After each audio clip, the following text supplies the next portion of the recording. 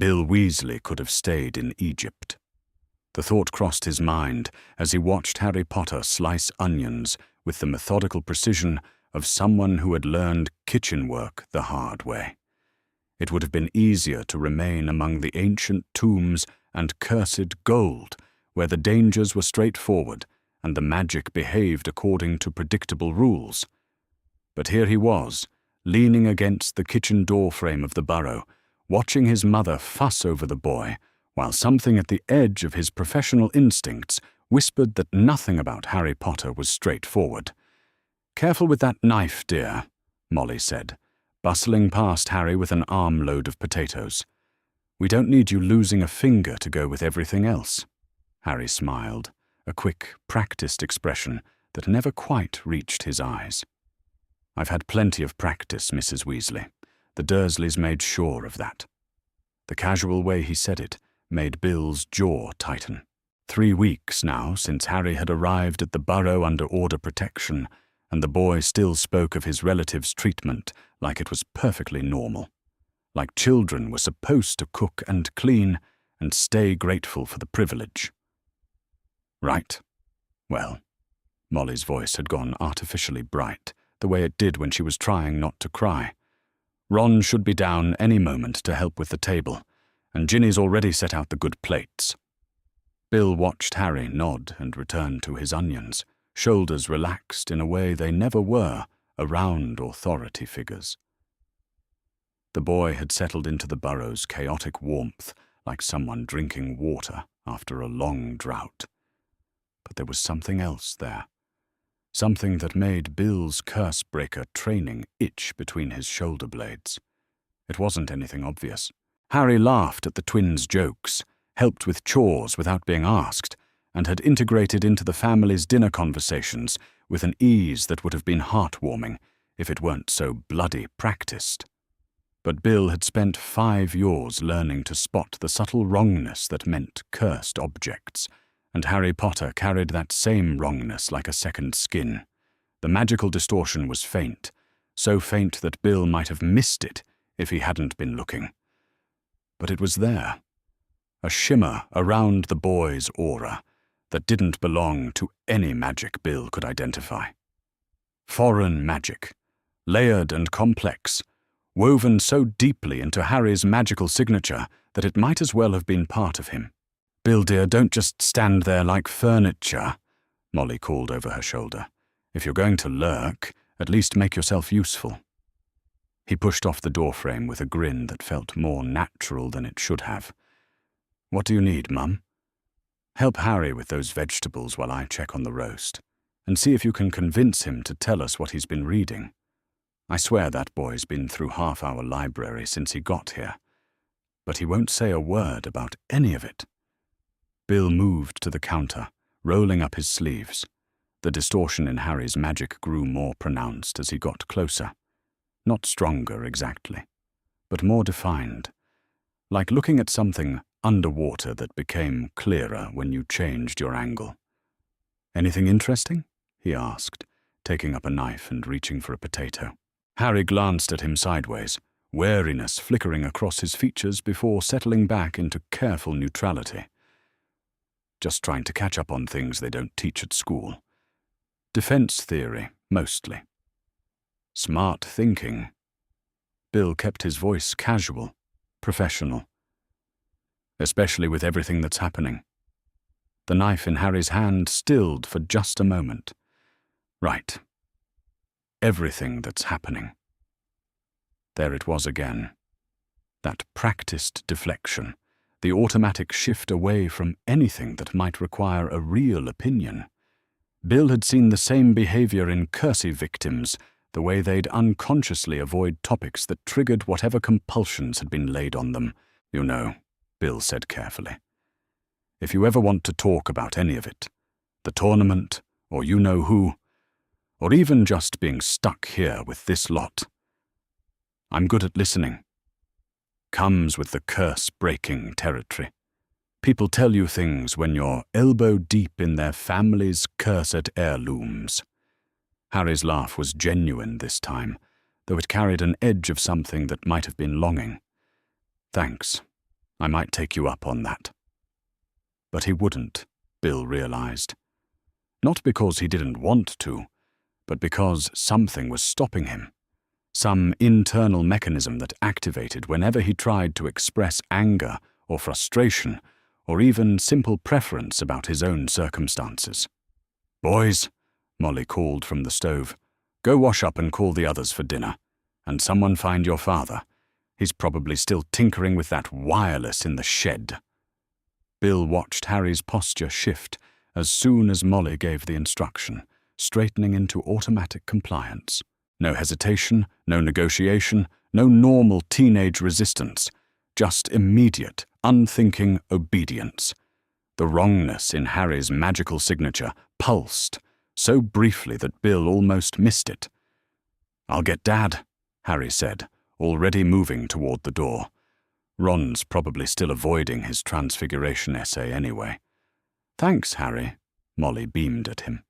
"You're such a helpful boy." Bill bit back the urge to point out that helpful and conditioned weren't the same thing. Instead, he finished the potatoes and tried to convince himself he was seeing patterns where none existed. Dinner at the Burrow was controlled chaos, as always. Arthur dominated conversation with excited speculation about Muggle technology, while the twins entertained everyone with increasingly elaborate descriptions of their latest prank attempts. Ginny argued passionately with Ron about Quidditch strategies, and Molly scolded everyone indiscriminately for talking with their mouths full. Harry participated exactly as much as expected, laughing at jokes, asking interested questions, offering opinions on safe topics like Quidditch. But Bill noticed the way he deflected every time conversation turned toward authority figures, how he subtly redirected questions about his preferences or desires, how his magical aura flickered whenever someone mentioned Dumbledore's name. "So, Harry," Arthur said over dessert, "Molly tells me you've been reading quite a bit. Anything particularly illuminating?" "Just trying to understand things better," Harry replied, the same careful neutrality he'd used earlier. "There's a lot I never learned growing up." "Of course there is," Arthur's voice gentled. "We should have realized, should have checked on you over the years. It wasn't right, leaving you with those people." Bill watched Harry's face go carefully blank. They did their best. And Dumbledore said the blood protection was important. There, another pulse in the magical distortion, stronger this time, as if something in Harry's mind was actively reinforcing those particular thoughts, making them feel more true than they should. "Still," Arthur continued, "no child should have to—" "It's fine," Harry interrupted, and his voice carried a finality that didn't match the way his hands had clenched around his fork. "Really, Dumbledore knows what he's doing." The wrongness in his aura flared, and this time Bill was ready for it. The pulse had a signature, complex and layered, but unmistakable to someone trained to identify foreign magic. Someone had been in Harry Potter's mind, recently and repeatedly, and they'd left their mark. "Of course he does," Molly said soothingly, though her eyes were troubled. "Professor Dumbledore always has everyone's best interests at heart." Bill excused himself early, claiming fatigue from his desk job at Gringotts. But instead of heading upstairs, he made his way to the shed where Arthur kept his various Muggle experiments. His father was there, tinkering with a radio that had been cheerfully playing the wrong stations for as long as Bill could remember. "Dad?" Arthur looked up, setting aside his screwdriver. "Bill, everything all right?" "Can I ask you something? About Harry's placement with his relatives?" Arthur's expression grew cautious. "What about it?" "Did anyone ever actually verify that the blood protection was working, or that it was necessary in the first place?" "Well," Arthur rubbed the back of his neck, "Dumbledore was very clear that it was essential for Harry's safety. The boy's mother's sacrifice created powerful protective magic, and as long as he lived with her blood relatives—" "But did anyone check? Run diagnostic charms, verify the ward structure, anything? Arthur frowned. I assume someone did. Dumbledore's not careless about these things. But you don't know for certain. No, Arthur admitted. I suppose I don't. Why are you asking? Bill chose his words carefully. I've been watching Harry since he got here. There's something about his magical signature that doesn't sit right with me. Something that reminds me of the artifacts I used to deal with in Egypt. Arthur went very still. What kind of something? Layered magic? Foreign influences? The sort of thing that suggests long-term exposure to specific types of charms. Bill met his father's eyes. Dad, I think someone's been in Harry's head. The silence stretched between them, broken only by the wireless crackling through another station change. Arthur's face had gone pale, and his hands were trembling slightly as he set down his tools. That's a very serious accusation, Bill. I know. That's why I wanted to talk to you first. Bill leaned forward. Would you object if I ran a proper diagnostic scan? Just to be sure? Arthur stared at the radio for a long moment, his expression cycling through disbelief, horror, and finally a grim sort of resignation. If you're right, if someone has been manipulating that boy's mind, then we'll deal with it, Bill said firmly. But first we need to know for certain. Arthur nodded slowly. Tomorrow evening, after the others have gone to bed. And Bill? If you find what I think you might find. I'll be ready, Bill promised.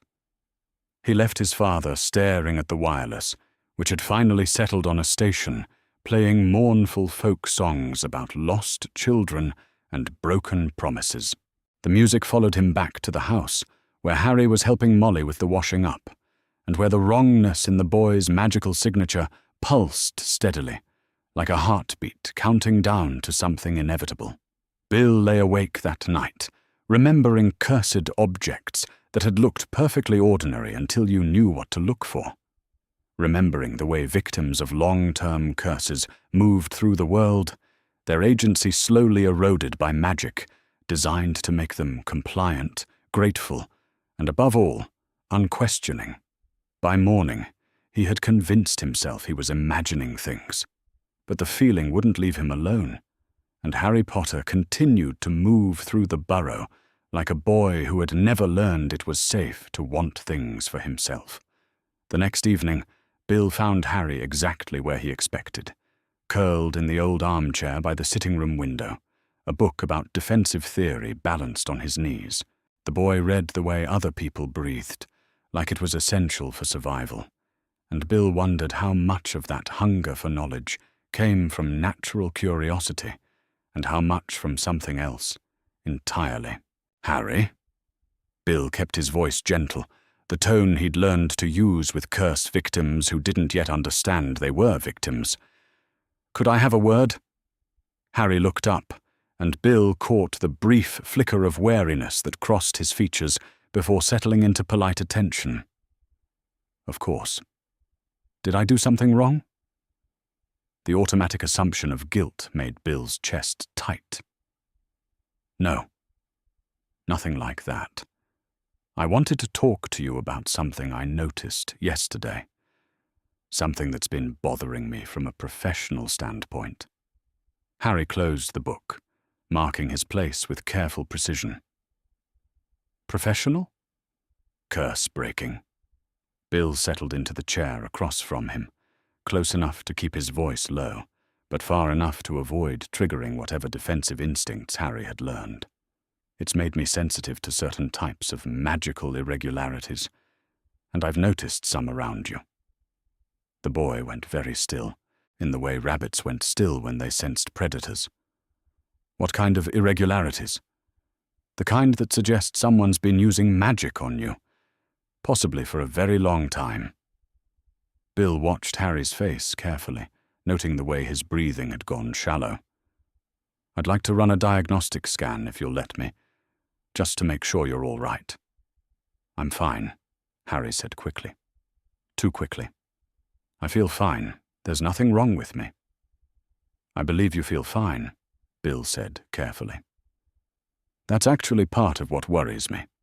The type of magic I'm sensing is designed to feel natural, to make the subject believe everything is exactly as it should be.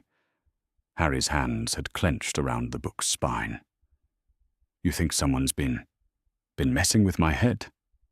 I think someone's been very careful to make sure you never question certain things, and I think you deserve to know what those things are. The silence stretched between them, heavy with implications. Harry stared at the book in his lap, and Bill could practically see him wrestling with instincts that told him to refuse, to deflect, to change the subject. Would it hurt? Harry asked finally, his voice small. No, Bill said firmly. It's entirely passive, like holding a magical mirror up to your mind and seeing what reflects back. You'll be conscious and in control the entire time.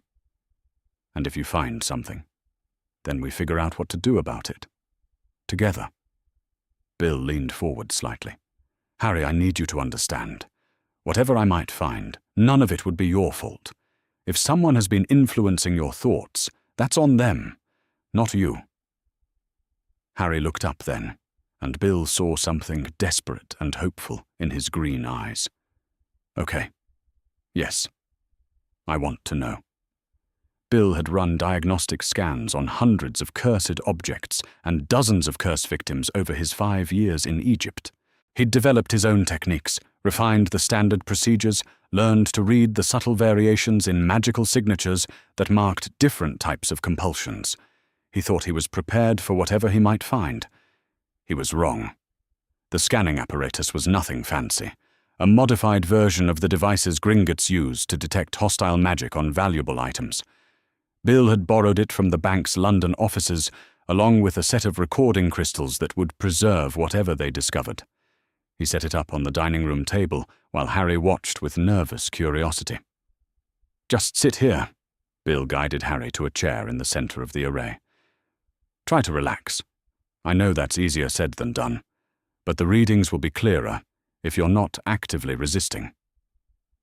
The first pass of the scanner should have shown a normal magical signature, the bright, steady glow that marked an untrained but powerful wizard coming into his abilities. Instead, Bill found himself staring at a tapestry of foreign magic so complex it made his head spin. Bloody hell, he breathed, checking the readings twice. Harry, how are you even functioning with all this in your head? All what? Harry twisted in his chair, trying to see the scanner's display. What do you mean, all this? Bill's hands were already moving over the controls, isolating individual magical signatures for closer examination. There are at least 17 distinct layers of magic woven through your mental patterns. Compulsion charms, behavioral modification spells, emotional dampening enchantments. His voice grew grimmer with each identification. Someone's been very, very thorough. 17, Harry's voice cracked. That can't be right. Wouldn't I notice something like that? Not if they were designed properly. Bill's professional training took over, his voice becoming clinical even as his mind reeled. The hallmark of sophisticated mental manipulation is that the subject believes their thoughts and reactions are entirely their own. He began cataloguing the individual charms, speaking aloud as much to organize his own thoughts as to keep Harry informed. The recording crystals pulsed steadily, preserving every detail for future analysis. Layer 1 appears to be a trust compulsion, specifically oriented toward authority figures. It would make you automatically defer to anyone you perceive as having legitimate power over you. Bill's stomach clenched as he recognized the craftsmanship. This one's old, Harry. Very old. I'd say it dates to early childhood, possibly infancy. Harry had gone pale. What else? Anger suppression enchantment, designed to prevent you from maintaining sustained fury about your circumstances. A compliance charm that makes you physically uncomfortable when you consider disobeying direct orders. Something that dampens your ability to prioritize your own needs over others' expectations. Bill's voice grew tighter with each discovery. There's a charm here, specifically designed to make you dismiss signs of abuse as normal treatment. "Stop," Harry whispered, Bill's hands stilled on the controls. "Do you want me to stop the scan?" "No, Harry swallowed hard. "I mean, stop listing them like that. Just, can you tell who did this?" Bill had been dreading that question, even as he'd been working toward the answer. Each layer of magic carried its caster's signature as clearly as a fingerprint, and he'd been recognizing that signature with growing horror for the past 20 minutes.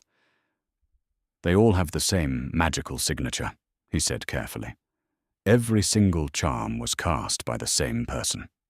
"Who?" Bill met Harry's eyes, wishing desperately that he could give a different answer. "Albus Dumbledore." The silence that followed was absolute. Harry stared at him with the expression of someone whose world had just shifted on its axis, reorganizing itself into a shape that made terrible sense. "Professor Dumbledore," Harry said slowly, "put compulsion charms on me. 17 of them as far as I can tell, some dating back 15 years. Bill's professional composure was beginning to crack around the edges. "Harry, this constitutes magical assault under wizarding law. Multiple counts. Against a child." Harry laughed, a sound like breaking glass. "He always said it was for my own protection, that he knew what was best for me." "And the charms would have made you believe that," Bill said gently. "They would have made questioning him feel wrong, even dangerous. That's what they were designed to do." "The Dursleys," Harry continued, his voice growing distant. "He placed me with them. Said it was necessary, that I had to stay there, that I couldn't understand the complexities involved." Another brittle laugh. "I suppose I couldn't understand them, could I? Not with my head full of his magic." Bill wanted to reach out, to offer some kind of physical comfort, but Harry radiated a fragility that suggested any sudden movement might shatter him entirely. "We need to document everything," Bill said instead. "Every charm, every signature, every detail the scanners can capture. This is evidence of crimes that—" "Evidence?" Harry looked at him sharply. "You want to take this to the Ministry? Accuse Albus Dumbledore of what? Mind control? They'll think we're mad." "The magical signatures don't lie," Bill said firmly. "And I'm not the only curse-breaker in Britain. Anyone with proper training could verify these findings." Harry was quiet for a long moment, staring at the scanning apparatus with an expression Bill couldn't quite read. "He did this when I was a baby," Harry said finally. "Some of these charms, you said they were old. The oldest ones, yes. Placed within the first year of your life, I'd estimate." "So I've never—" Harry's voice broke. "I've never had thoughts that were entirely my own." The devastation in those words hit Bill like a physical blow. He thought of Harry's automatic deference to authority, his inability to express anger about his treatment, his reflexive dismissal of his own needs and desires. 15 years of magic designed to make him compliant, grateful, and above all, unquestioning. "We're going to fix this," Bill said, and his voice carried the weight of a vow. "All of it. But first we need to finish the scan and get this information to people who can help." The remaining hour of detailed scanning passed in relative silence, broken only by Bill's occasional technical observations and Harry's quiet questions about the process. By the time they finished, Bill had a complete magical profile that would serve as evidence in any court proceeding, and as a roadmap for eventual removal of the compulsions. "I need to send an emergency owl to Dad," Bill said, carefully packing away the scanning equipment. "And probably to Sirius and Remus as well. They need to know what we've found." Harry nodded absently, still staring at the recording crystals that held proof of 15 years of mental manipulation. "Bill?" "Yeah? Thank you for checking." For believing something was wrong even when I couldn't see it myself. Bill looked at the boy, really looked at him, seeing past the compulsions and conditioning to the person underneath. Someone who had spent 15 years believing his thoughts were his own, while being shaped into exactly what someone else needed him to be. You don't need to thank me for this, Harry. What was done to you? No one should have to live through that. Harry smiled then, and it was different from any expression Bill had seen on his face before. Smaller, perhaps, but real in a way that cut straight through to the bone. I feel like I should be angrier, Harry admitted, about all of this. But I suppose that's just another thing he took away from me, isn't it? Bill's hands clenched into fists. We'll get it back, all of it. Your anger, your agency, your right to make your own bloody choices. I promise you that. As he sent urgent owls flying into the night, Bill found himself thinking about cursed artifacts that looked perfectly innocent until you knew what to look for. About victims who thanked their captors and defended their abusers because magic had made them believe it was right. And about a 15-year-old boy who had just learned that his entire understanding of himself had been constructed by someone else's will. The war, Bill realized, was about to become much more complicated. Arthur Weasley had received urgent owls before. During his years at the Ministry, he'd been summoned for everything from dark artifact emergencies to muggle baiting incidents that required immediate damage control. But none of those messages had made his hands shake the way Bill's hastily scrawled note did. Dad, emergency at home. Need you here immediately. It's about Harry. Bring anyone from the Ministry you trust, absolutely. This is bigger than we thought. Bill. The flu journey from his office to the Burrow had never felt longer. Arthur stepped through the fireplace to find his entire family gathered in the sitting room, their faces wearing expressions that ranged from confusion to barely controlled fury. Harry sat in the center of it all, looking somehow both more fragile and more present than Arthur had ever seen him. What's happened? Arthur asked, without preamble. Bill stood, his Cursebreaker's composure intact but strained around the edges. I ran that diagnostic scan on Harry. Dad, what I found, it's worse than anything I imagined. How much worse? 17 layers of compulsion charms, all bearing Albus Dumbledore's magical signature, some of them dating back 15 years. The words hit Arthur like a physical blow. He sank into the nearest chair, his mind struggling to process what his son had just told him. Around the room, he could see his family dealing with the revelation in their own ways. Molly with her hands pressed to her mouth, the twins exchanging dark glances that promised violence. Ron and Ginny flanking Harry like protective sentries. Arthur stopped, reorganized his thoughts. That's not possible. Albus would never. The magical signatures don't lie, Bill interrupted, his voice carrying the weight of professional authority. I've got everything documented, recorded on preservation crystals. Any Cursebreaker in Britain could verify the findings. Molly spoke for the first time since Arthur had arrived, her voice carefully controlled. There must be some mistake, some explanation. Professor Dumbledore has dedicated his life to protecting Harry. Has he? The question came from Harry himself, and there was something in his tone that made Arthur look at him more closely. The boy's posture was different, straighter, more alert, as if he was finally seeing the world through his own eyes instead of through someone else's lens. Harry, dear, Molly started. No, I mean it. Harry's voice grew stronger. What if everything we've been told about my protection, about why I had to stay with the Dursleys, about why I couldn't make my own choices, what if all of it was just convenient lies to keep me compliant? Arthur felt his world tilting. The blood wards. Were they ever real? Bill asked quietly. Or were they just a cover story for ensuring Harry grew up isolated, abused, and grateful for any scrap of kindness from the wizarding world? The silence that followed was broken by Fred's voice, unnaturally flat. So you're telling us that the most powerful wizard in Britain spent 15 years systematically breaking a child's mind? That's exactly what we're telling you, George finished, his usual humor nowhere to be found. Ron finally spoke, his voice thick with fury. Harry, mate, I am so sorry. All those times you just went along with things. All those times you never got angry, even when you should have. The magic wouldn't let me, Harry said simply. I'd start to feel angry about something, and then this feeling would come over me that I was being ungrateful, that I didn't understand how complex the situation was, that I should trust the adults to know better.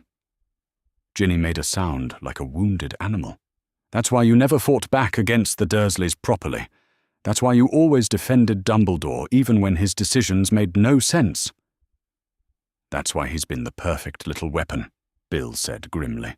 Brave enough to fight when directed, compliant enough never to question orders, isolated enough to have no one to turn to except the man who put the compulsions there in the first place.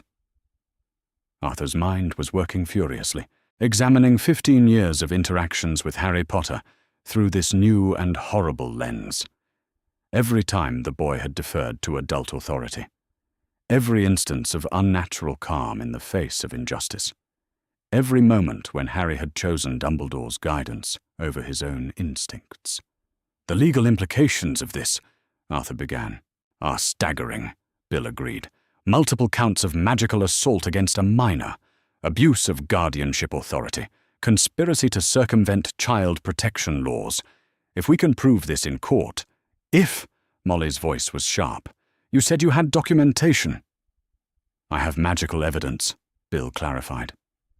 But we're talking about accusing Albus Dumbledore, the man who defeated Grindelwald, the supreme mugwump of the International Confederation of Wizards. Most of the wizarding world won't want to believe it's possible.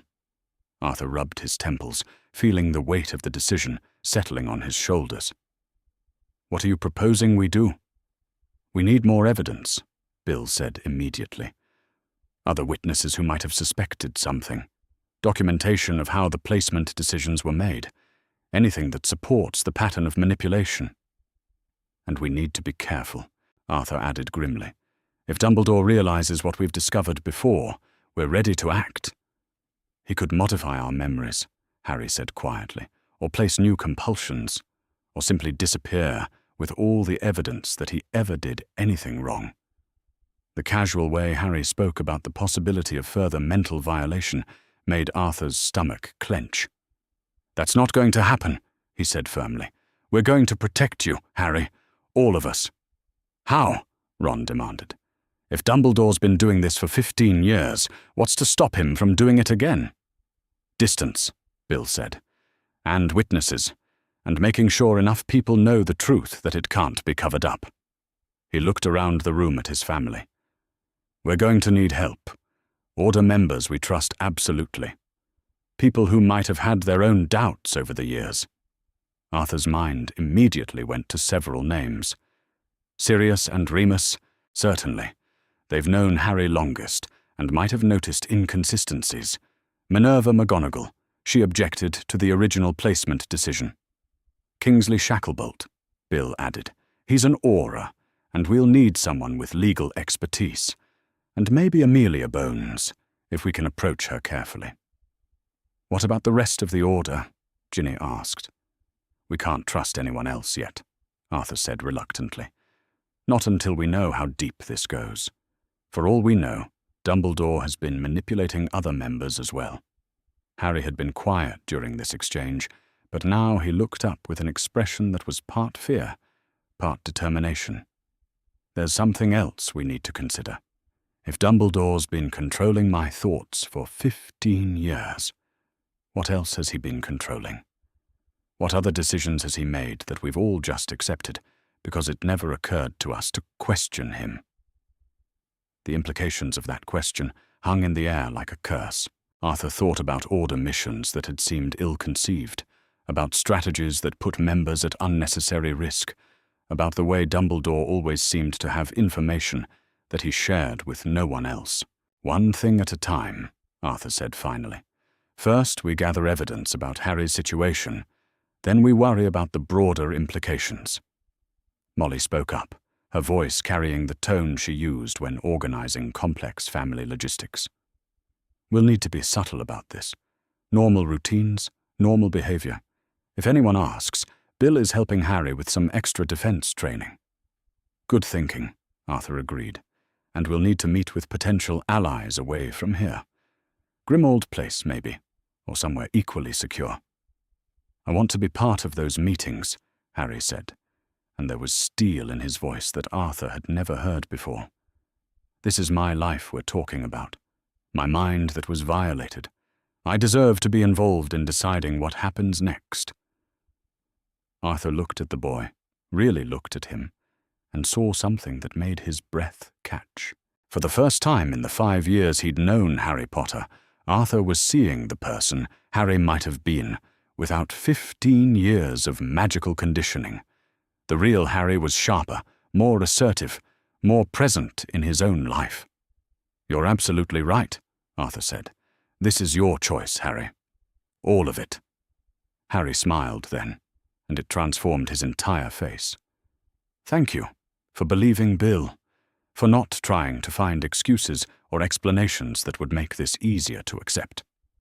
There are no excuses for what was done to you, Molly said fiercely, and Arthur could see her maternal instincts overriding her previous loyalty to Dumbledore. None at all. Fred and George exchanged a look that Arthur recognized, the same expression they'd worn before their most ambitious pranks.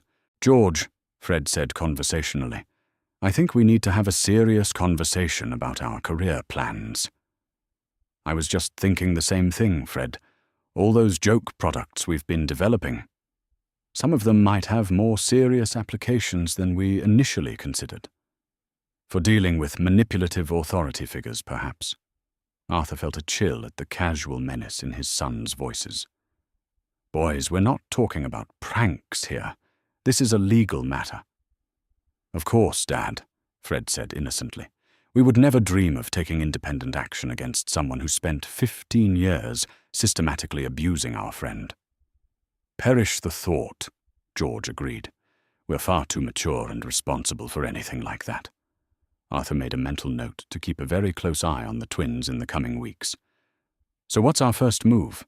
Bill asked, bringing the conversation back to practical matters. I'll reach out to Sirius and Remus tonight, Arthur decided. Arrange a meeting for tomorrow evening. We'll show them the evidence and see what they can add to the picture. And I'll start researching the legal precedents, Bill said. There have to be other cases of magical manipulation we can reference. Harry nodded slowly. And I'll try to remember things. Now that I know what to look for, maybe I can identify other times when the compulsion's activated.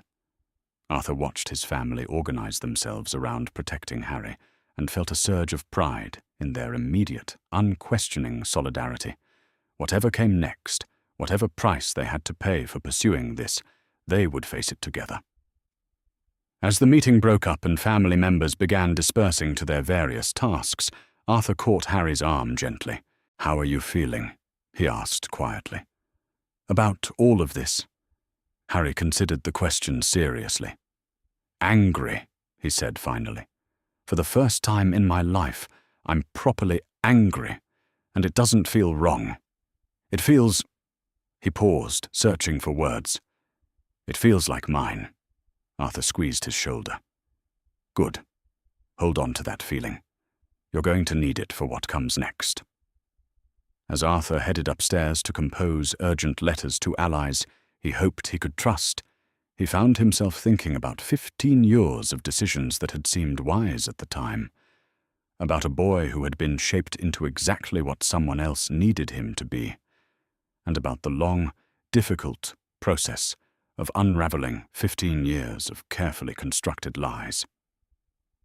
Grimmauld Place had never felt like a sanctuary to Sirius Black, but as he paced the drawing room, waiting for Arthur and Bill to arrive, he found himself grateful for its ancient protections.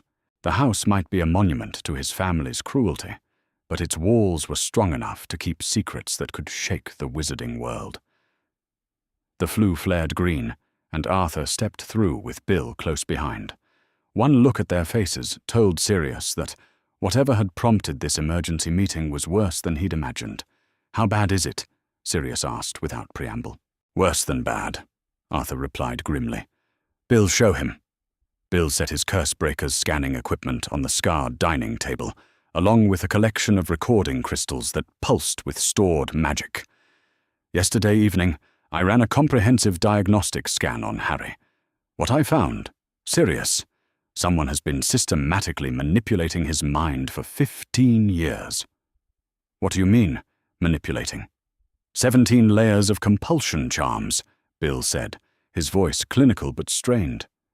Trust compulsions, anger suppression, behavioral modification, emotional dampening, all of them bearing Albus Dumbledore's magical signature.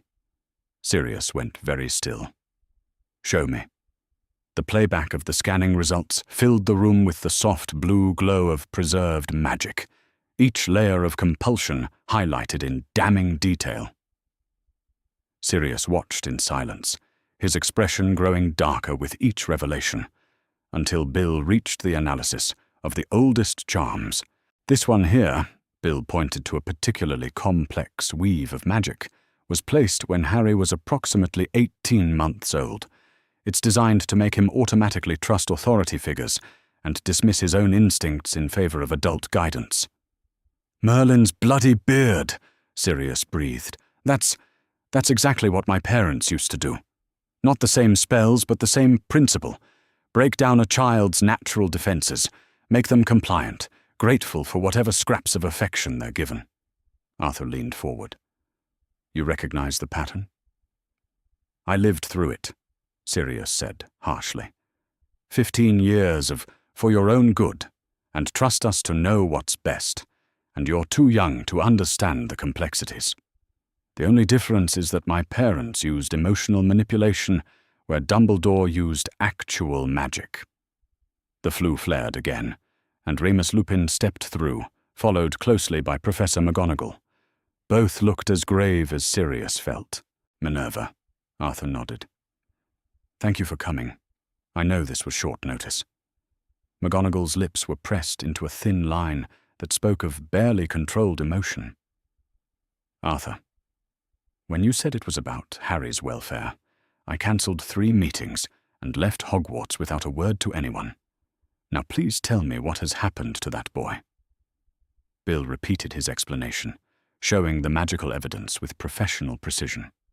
McGonagall's face grew paler with each revelation, while Remus simply looked sick. "I knew," McGonagall said finally, her voice barely above a whisper. "Not about the mind magic. I would never have suspected that. But I knew something was wrong with his placement. I objected from the beginning, told Albus that the Dursleys were the worst sort of muggles, but he overruled me." "What exactly did he say?" Sirius asked. "That the blood protection required Harry to live with his relatives, no matter how unpleasant they might be. That sacrifice created powerful magic, and interfering with the arrangement would endanger Harry's life." McGonagall's voice grew bitter. "I believed him. I trusted his judgment over my own observations." Remus spoke for the first time since arriving. "The blood protection was real. I could sense it when I visited Privet Drive. But looking back, it was far weaker than Dumbledore claimed it would be, and it certainly wouldn't have required the Dursleys to actively mistreat Harry." "You visited?" Arthur asked sharply. "A few times over the years. Dumbledore asked me to observe from a distance, make sure Harry was safe. I saw—" Remus swallowed hard. "I saw a boy who flinched away from raised voices, who was too thin, too quiet, too grateful for basic kindness. I mentioned my concerns to Dumbledore, and he said that some hardship would make Harry stronger, more prepared for what he'd face." "And you believed him," Sirius said, and there was no accusation in his voice, only exhausted understanding. "I wanted to believe him. I told myself that Dumbledore knew things I didn't, that there were larger considerations at play." Remus looked directly at Sirius. "I failed him, just like I failed James and Lily. I should have taken him away from there myself. The flue activated once more, and Kingsley Shacklebolt emerged, followed by Tonks. Both auras took in the assembled group with professional assessment before Kingsley spoke. "Arthur, your message mentioned evidence of crimes against Harry Potter. I trust this isn't some misunderstanding that could be resolved through proper channels." "See for yourself," Bill said, activating the recording crystals once again. Kingsley's reaction was immediate and professional. "Merlin's beard. How many distinct violations are we looking at here?" "Multiple counts of magical assault against a minor," Bill replied. "Abuse of guardianship authority. Conspiracy to circumvent child protection laws. Possibly more, depending on what else we uncover." Tonks was staring at the magical signatures with an expression of professional horror. "These compulsion patterns. I've seen similar work in dark families. Not this sophisticated, but the same basic approach. It's designed to create perfect victims." "That's exactly what it created," Arthur said grimly. "A boy who never questions authority, never gets properly angry about his treatment, and always puts others' needs before his own." "Where is Harry now?" McGonagall asked. "At the Burrow, with Molly and the kids. The compulsions are starting to break down now that they've been exposed, but it's difficult for him. 15 years of having his thoughts shaped by someone else's will." Kingsley was already taking notes. "We'll need to interview him formally, document his testimony about the effects of the manipulation, and we'll need independent verification of the magical evidence." "I can provide that," a new voice said from the doorway. Everyone turned to see Mad-Eye Moody limping into the room, his magical eye spinning wildly. "Heard voices through the door. Figured I'd better check if anyone was trying to ambush the lot of you." "Moody," Arthur said carefully. "How much did you hear?" "Enough to know that someone's been playing games with young Potter's head." "Let me see those crystals." Bill hesitated for a moment, then activated the recordings again. Moody's scarred face grew grimmer as he studied the evidence, his magical eye focusing intently on the preservation crystals. 17 layers, Moody growled finally. "Professional work. Whoever did this knew exactly what they were doing and had years to perfect the technique." He looked up at the assembled group. "You're talking about Dumbledore, aren't you?" The silence that followed was answer enough. "I had my suspicions," Moody continued.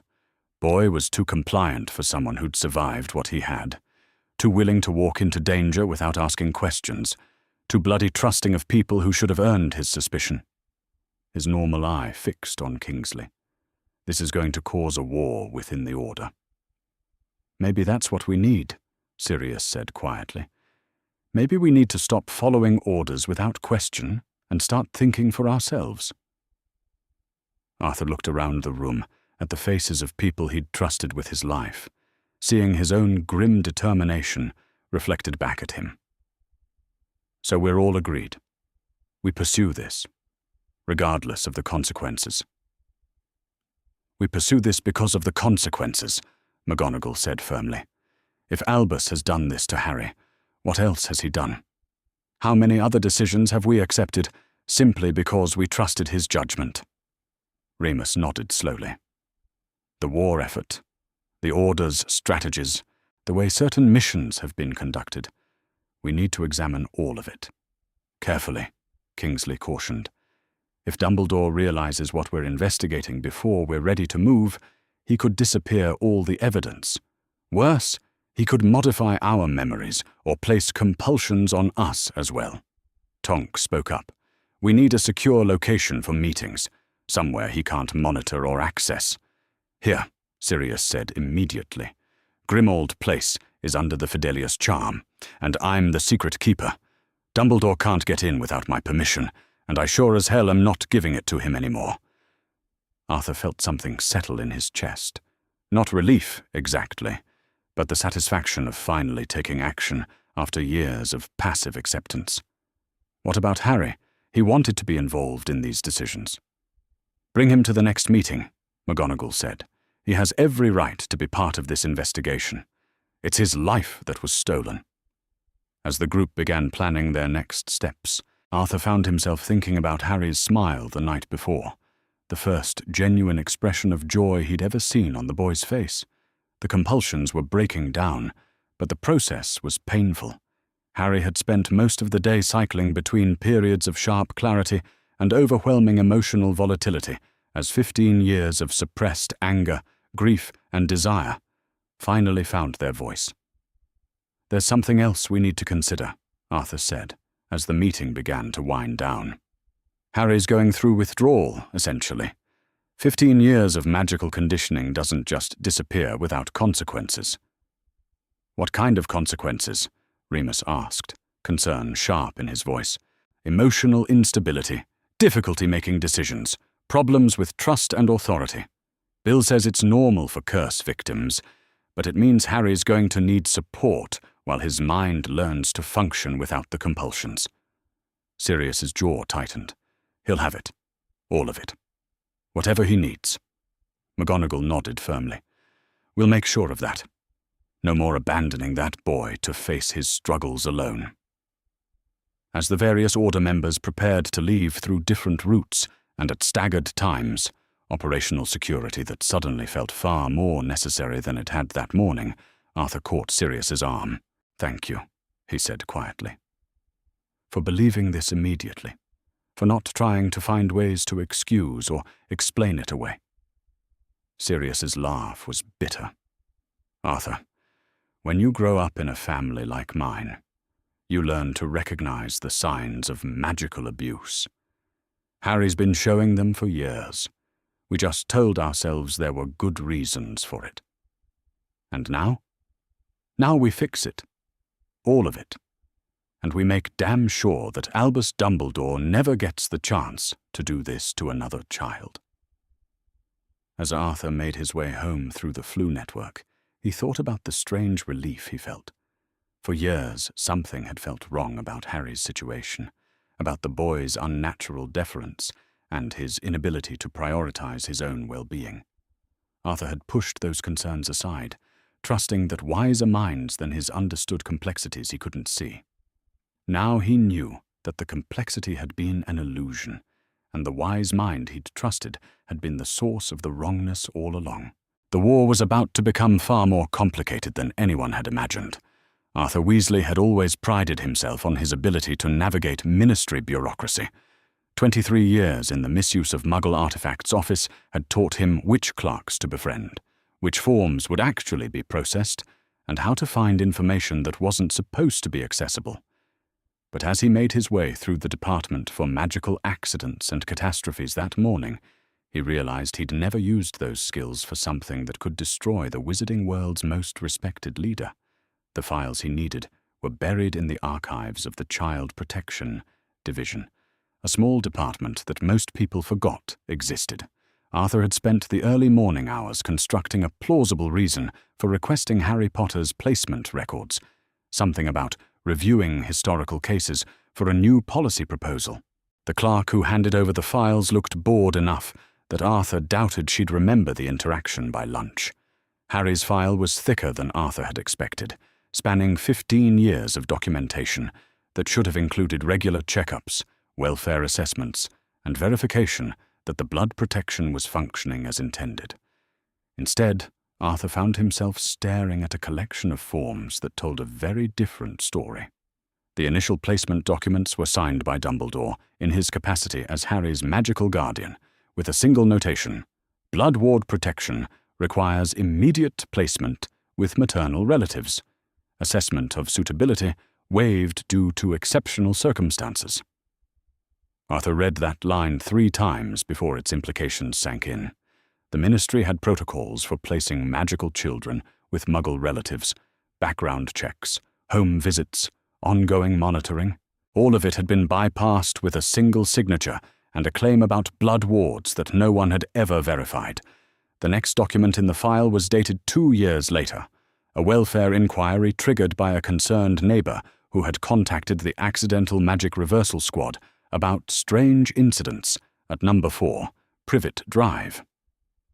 The investigator had recommended a full assessment of Harry's living conditions, but the inquiry was closed 3 days later with a note from Dumbledore. Ward protections functioning optimally. Further investigation unnecessary. Arthur's hands were shaking as he turned to the next page.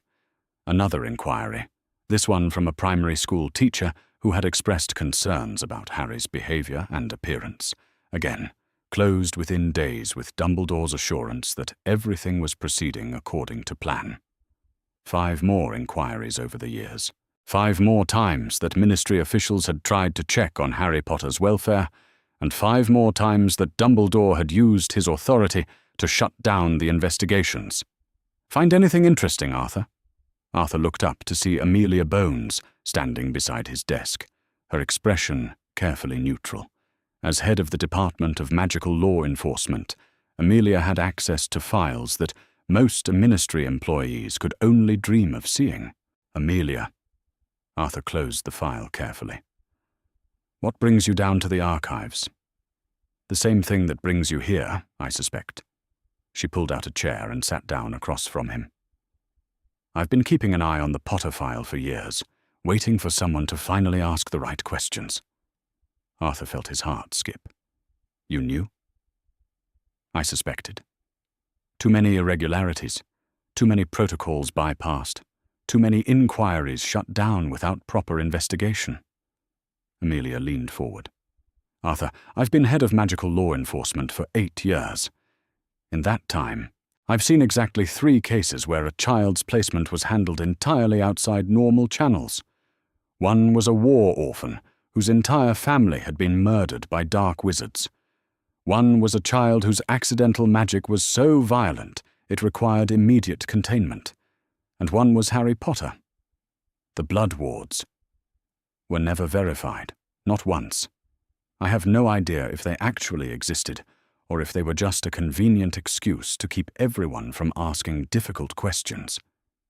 Arthur opened the file again, showing Amelia the documented inquiries. 7 separate attempts to investigate Harry's welfare over 15 years. Everyone closed by Dumbledore's direct intervention. I know. I tried to reopen the most recent one myself, just last year. Dumbledore paid me a personal visit to explain why that would be inadvisable. Amelia's voice was carefully controlled. He's very persuasive when he wants to be. What changed your mind about staying quiet? Amelia was silent for a long moment. My niece, Susan, mentioned something last term about Harry Potter always looking tired, always flinching away from loud noises, always apologizing for things that weren't his fault. She said it reminded her of a friend whose father was difficult. It made me think about what we might have been ignoring all these years. Arthur made a decision that could cost him his job, his freedom, and possibly his life. Amelia, what I'm about to tell you could be seen as treason against the wizarding world's most respected leader. But I think you have a right to know what we've discovered. He told her everything. The scanning results, the 17 layers of compulsion charms, the magical signatures that proved Dumbledore had been systematically manipulating Harry's mind since infancy. Amelia listened without interruption, her face growing progressively paler. Merlin's beard, she whispered when Arthur finished. A child. He did this to a child. The question is, what can we legally do about it? Even with the evidence we have, accusing Albus Dumbledore of crimes against Harry Potter is going to require ironclad documentation and multiple independent witnesses, Amelia finished. But Arthur, if what you're telling me is true, this isn't just about Harry. This is about the systematic abuse of authority, the circumvention of child protection laws, and 15 years of covering up crimes that would send anyone else to Azkaban. Arthur leaned back in his chair. So you'll help us? I'll do more than that. I'll make sure this gets the full attention of the DMLE, with proper legal protections for everyone involved. Amelia stood, her expression grim. But we need to be careful. Dumbledore has allies throughout the Ministry, people who will do anything to protect his reputation. What do you suggest? Document everything. Get independent verification of your magical evidence, and prepare for the possibility that we're going to have to move very quickly once word of this gets out." As Amelia left, Arthur found himself staring at Harry's file with new eyes. 15 years of bureaucratic negligence, enabled by one man's reputation and authority. How many other children might have been failed by the same system?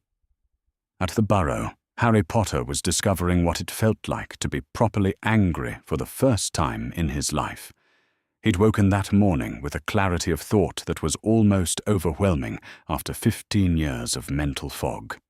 Every interaction, every decision, every moment of unnatural compliance was suddenly visible to him in sharp relief, and the rage that accompanied that awareness was like nothing he'd ever experienced. "You all right there, mate?" Ron asked from across the breakfast table. "You've been staring at that piece of toast for 10 minutes. "I'm furious," Harry said, and his voice carried an edge that made Ron look up sharply. "I'm absolutely furious, and it's the best I've felt in years." Ron grinned. "About time. I was starting to wonder if you'd forgotten how to get properly mad about things. I never learned how in the first place." Harry took a bite of toast, savoring the simple pleasure of making a choice, even something as basic as when to eat, without the subtle compulsion to defer to others' preferences. "The magic wouldn't let me. Every time I started to get angry about something, it would redirect that energy into guilt or resignation or gratitude." "That's mental," Ron said, and Harry could hear genuine anger in his friend's voice. "Literally mental. Someone messing with your head like that. The worst part is how natural it felt. I thought that's just who I was. Someone who didn't get angry, who always put others first, who trusted authority figures without question." Harry laughed, and there was something sharp in the sound. "Turns out that wasn't me at all."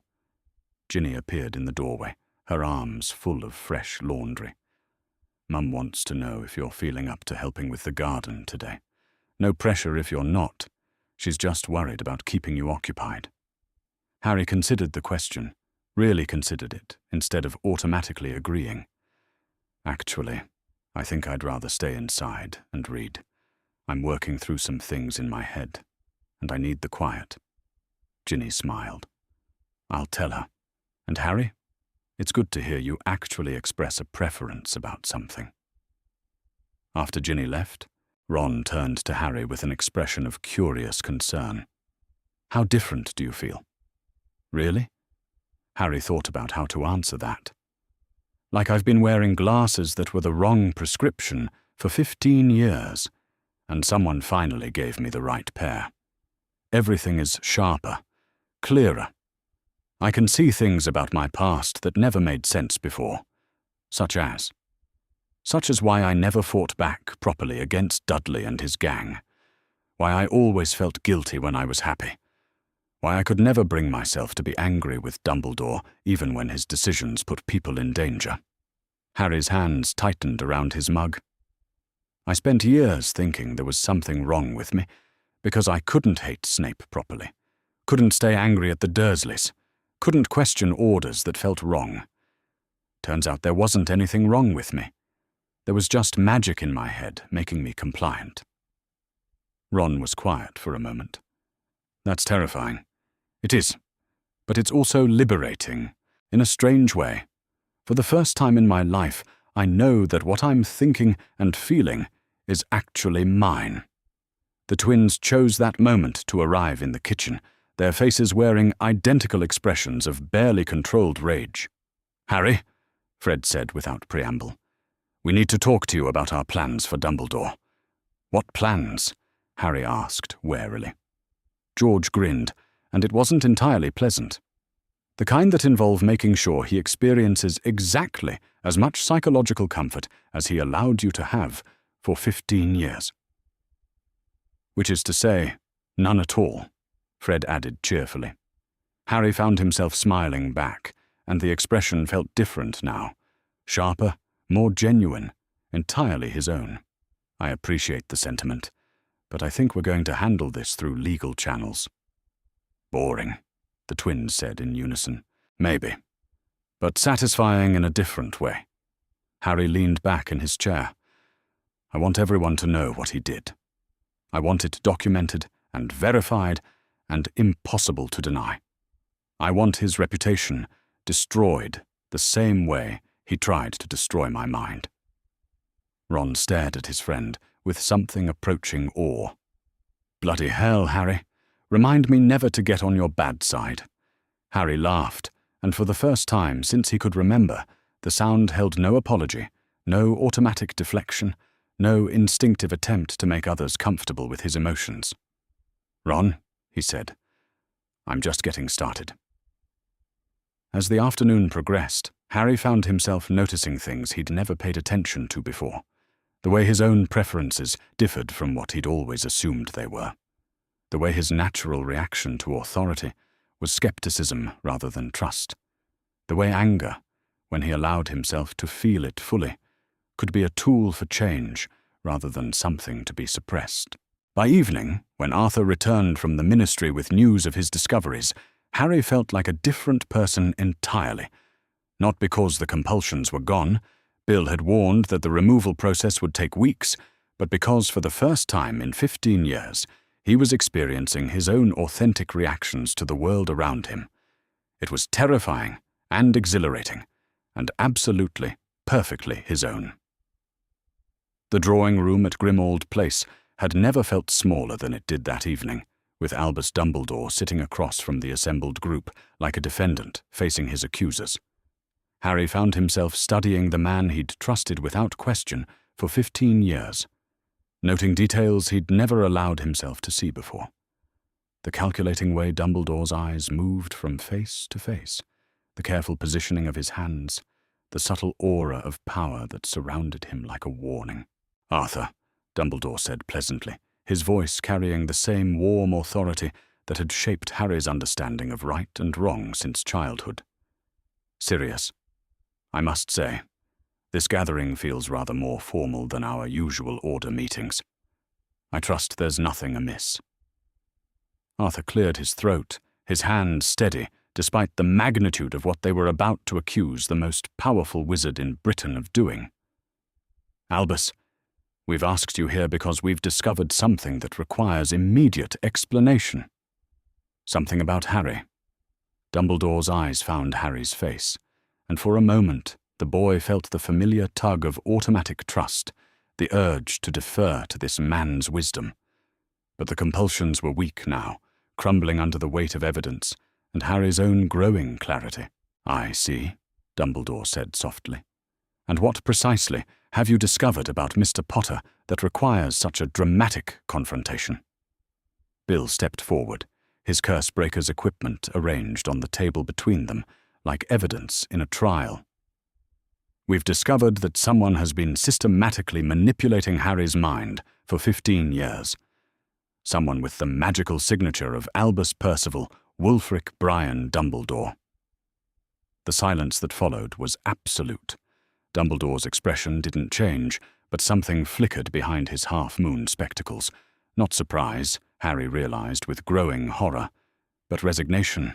I see, Dumbledore repeated, his voice unchanged. And you've drawn what conclusions from this discovery?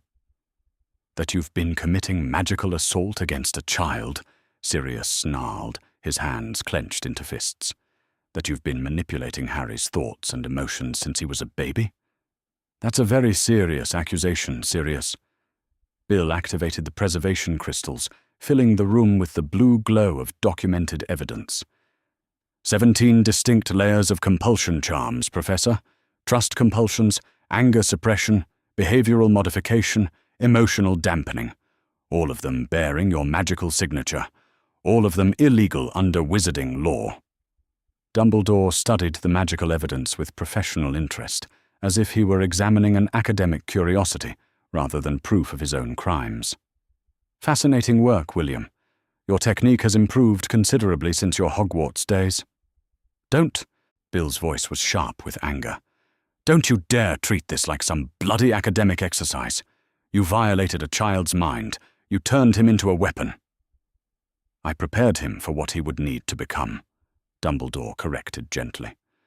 Harry, my boy, Surely you understand that everything I did was necessary for your survival and for the greater good of the wizarding world."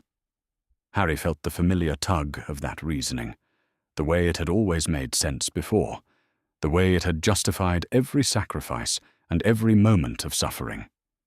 But now, with his mind finally his own, he could see the manipulation for what it was. "No," Harry said quietly, and his voice carried a steel that Dumbledore had never heard from him before. "I don't understand. I don't understand how stealing my ability to think for myself was necessary. I don't understand how making me incapable of anger or self-preservation was for my own good. You were destined for a burden that few could bear, Harry. The prophecy—" "What prophecy?" Harry demanded, and this time his voice was sharp enough to cut. Dumbledore paused, clearly debating how much to reveal. "A prophecy made before your birth. It spoke of a child born to parents who had thrice defied the Dark Lord, born as the 7th month dies. It said this child would have power the Dark Lord knows not, and that neither could live while the other survives." The words hit Harry like physical blows. "You're telling me that my entire life has been shaped by a prophecy? That you decided when I was a baby that I was going to have to kill Voldemort or die trying?" "The prophecy merely revealed what was already inevitable, my boy. I simply ensured that you would be prepared for your destiny. By breaking my mind?" Harry's voice was rising now, 15 years of suppressed fury finally finding its voice. "By making sure I could never question orders, never prioritize my own survival, never think to ask if there might be another way. By ensuring that you would have the courage to face what must be faced," Dumbledore replied, his tone still maddeningly calm. "Harry, you were an infant when Voldemort marked you as his equal. Left to develop naturally, you might have grown into someone who would choose self-preservation over sacrifice, who would refuse the burden destiny placed upon you." Sirius was on his feet, his face contorted with rage. "So you decided to make that choice for him. You decided to turn him into someone who would walk willingly to his death. I decided to give him the tools he would need to save the wizarding world." "Tools?" Arthur's voice was incredulous. "You call systematic psychological abuse tools? I call them necessary preparations." Dumbledore's eyes found Harry's again. "Tell me, Harry, without the conditioning I provided, would you have walked into the Forbidden Forest during your first year to face Quirrell? Would you have descended into the Chamber of Secrets to save Miss Weasley? Would you have faced the Dementors to protect your friends?" Harry stared at him, understanding flooding through him like ice water. "You're saying that every brave thing I've ever done was because of your compulsions, that none of it was really me. I'm saying that I gave you the capacity for the kind of heroism the world would need from you." "You gave him the inability to value his own life," Remus said quietly from the corner where he'd been listening in horrified silence. "You made him incapable of self-preservation. Self-preservation would have been a luxury Harry Potter could not afford." The casual way Dumbledore dismissed Harry's right to his own life broke something inside the boy that had been holding together since the compulsions started breaking down. "You son of a bitch," Harry whispered, and the profanity felt like claiming ownership of his own voice. "You turned me into a weapon and convinced me it was love." "Harry. No. No, you don't get to harry me anymore. You don't get to use that tone. You don't get to look at me like a fond grandfather. You don't get to pretend this was anything other than the systematic destruction of a child's autonomy." Harry stood, his whole body trembling with rage.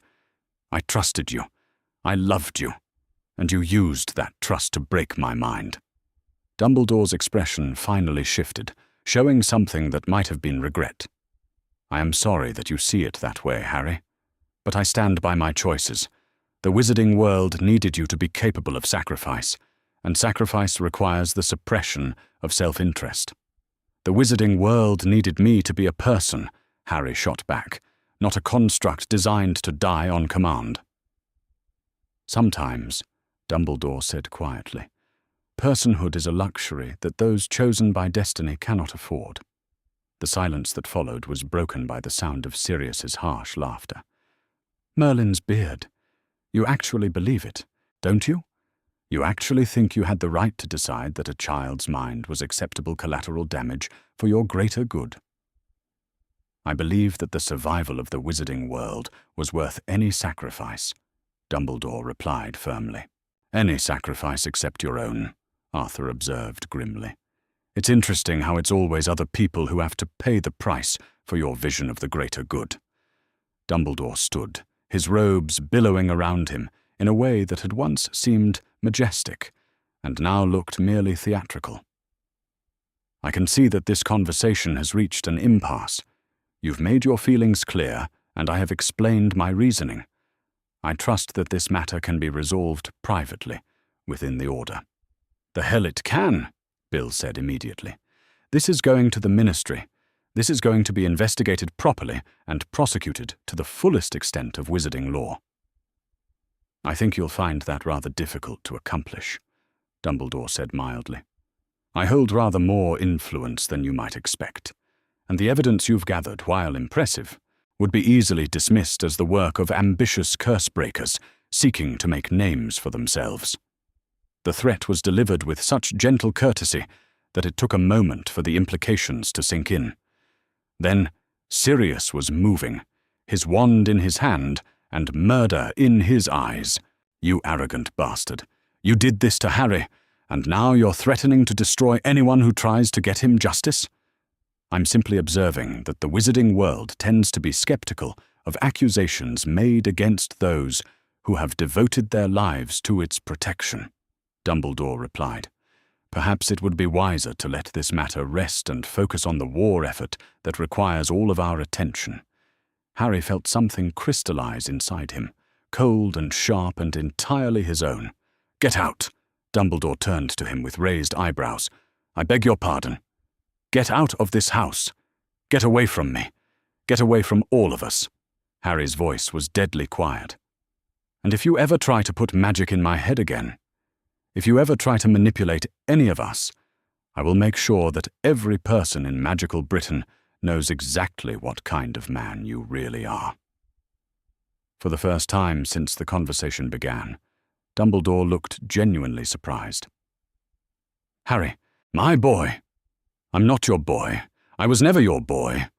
I was your weapon, and you can't have me back. Dumbledore studied Harry's face for a long moment, and something in his expression shifted. When he spoke again, his voice carried a note of genuine sorrow.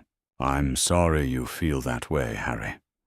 I hope that someday you'll understand that everything I did was motivated by love. Love doesn't steal people's minds, Harry replied flatly. Love doesn't turn children into weapons. Whatever you felt for me, it wasn't love. Dumbledore inclined his head slightly, a gesture that might have been acknowledgement or dismissal. I see. Well then, I suppose there's nothing more to be said. He moved toward the fireplace, then paused. For what it's worth, Harry, I do hope you survive what's coming. The world will have need of heroes, with or without my guidance.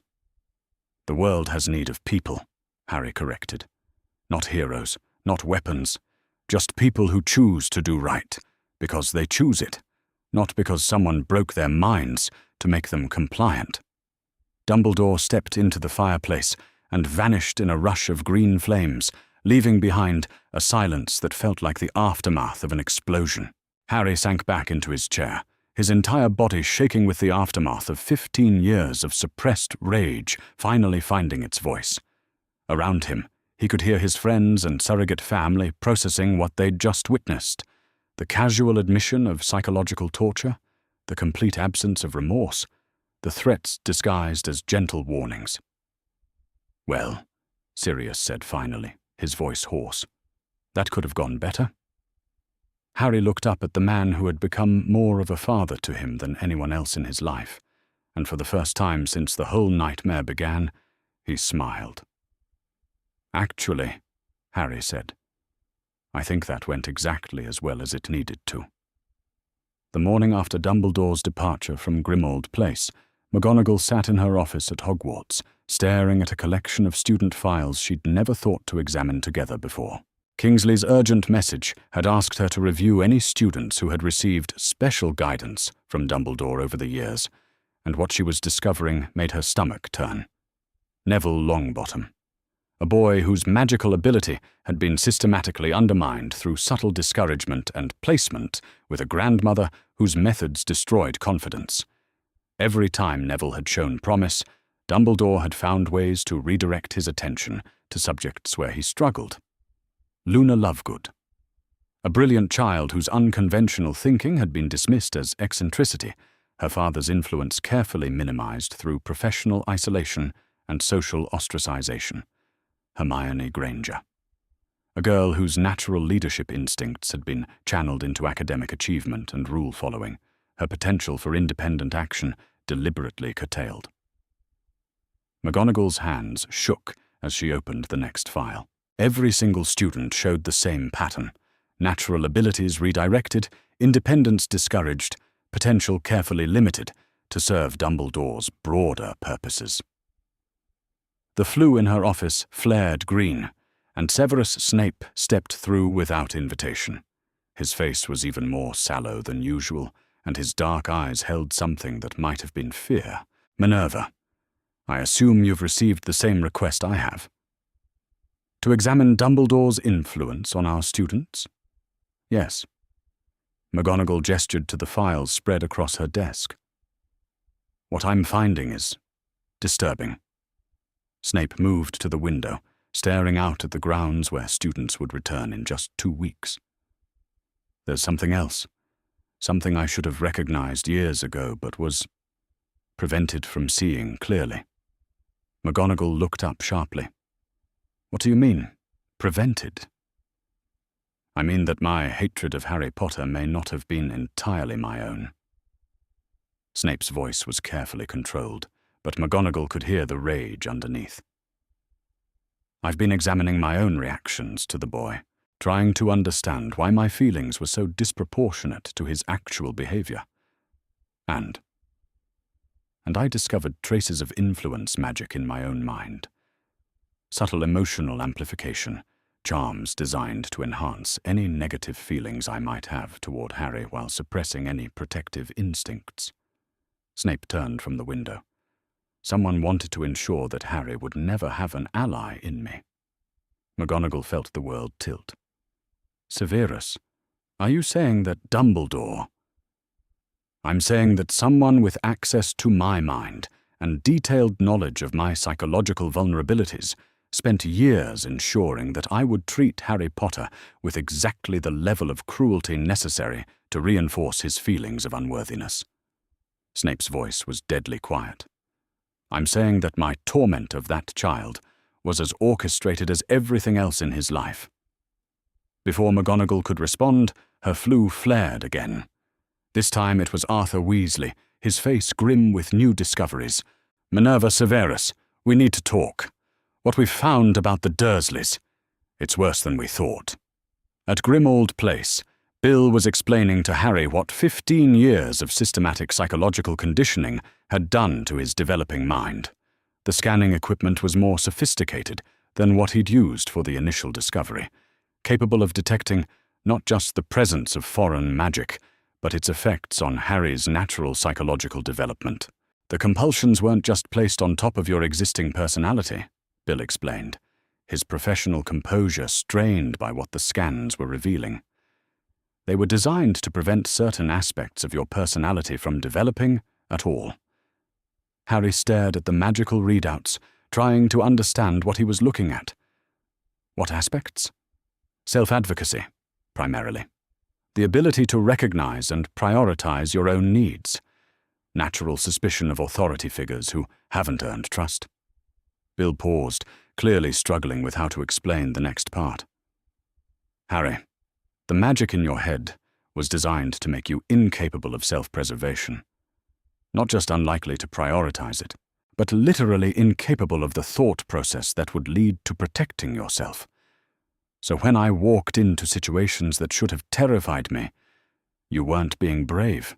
You were being compelled. The magic made it impossible for you to consider alternatives that would prioritize your safety over others' expectations. Harry was quiet for a long moment, processing this. Around them, the other members of their investigation group were pursuing their own lines of inquiry. Remus was going through Order mission reports, looking for patterns in Dumbledore's strategic decisions. Sirius was examining financial records, tracking the flow of money and influence that had kept people quiet about Harry's situation. "There's something else," Bill continued. "The scanning equipment picked up residual magical signatures from the Dursley house. Someone's been using magic there regularly. Magic that bears Dumbledore's signature." "What kind of magic?" "Behavioral modification charms on your relatives. Specifically, magic designed to enhance their worst impulses toward you, while suppressing any natural protective instincts they might have had." Harry felt something cold settle in his stomach. "He made them abuse me?" "He ensured that they would abuse you. There's a difference, but not much of one." Bill's voice was carefully controlled. "Harry, your aunt wasn't naturally a child abuser. The magical analysis suggests she was actually quite protective of children before the charms were placed.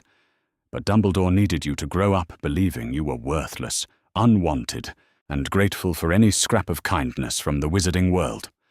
The casual way Bill delivered this information, the systematic destruction of not just Harry's mind, but his entire childhood environment, hit Harry like a physical blow. How long? The earliest traces date to when you were first placed there. Dumbledore's been reinforcing the behavioral modifications on your relatives for 15 years. Across the room, Arthur was sharing his own discoveries with the group. The blood wards were real, but they were never as strong as Dumbledore claimed. According to the Ministry's analysis, they would have provided basic protection against direct magical attack, but they wouldn't have required Harry to be abused to function properly. "So the abuse was never necessary," Remus said quietly. "The abuse was the point," Arthur corrected grimly. "The blood wards were just a convenient cover story. What Dumbledore needed was a boy who had never experienced unconditional love, who would be desperate for approval and willing to sacrifice himself for anyone who showed him basic human kindness." Sirius looked up from the financial documents he'd been examining. "It gets worse. I've found records of payments made to various officials over the years. People who might have investigated Harry's situation. People who might have questioned Dumbledore's decisions. Someone's been buying silence and cooperation for decades." "How widespread?" Kingsley asked. "Ministry officials, journalists, even some Order members. Anyone who might have been in a position to ask inconvenient questions about Harry Potter's welfare received either direct payment or significant professional benefits around the time they would have been likely to interfere."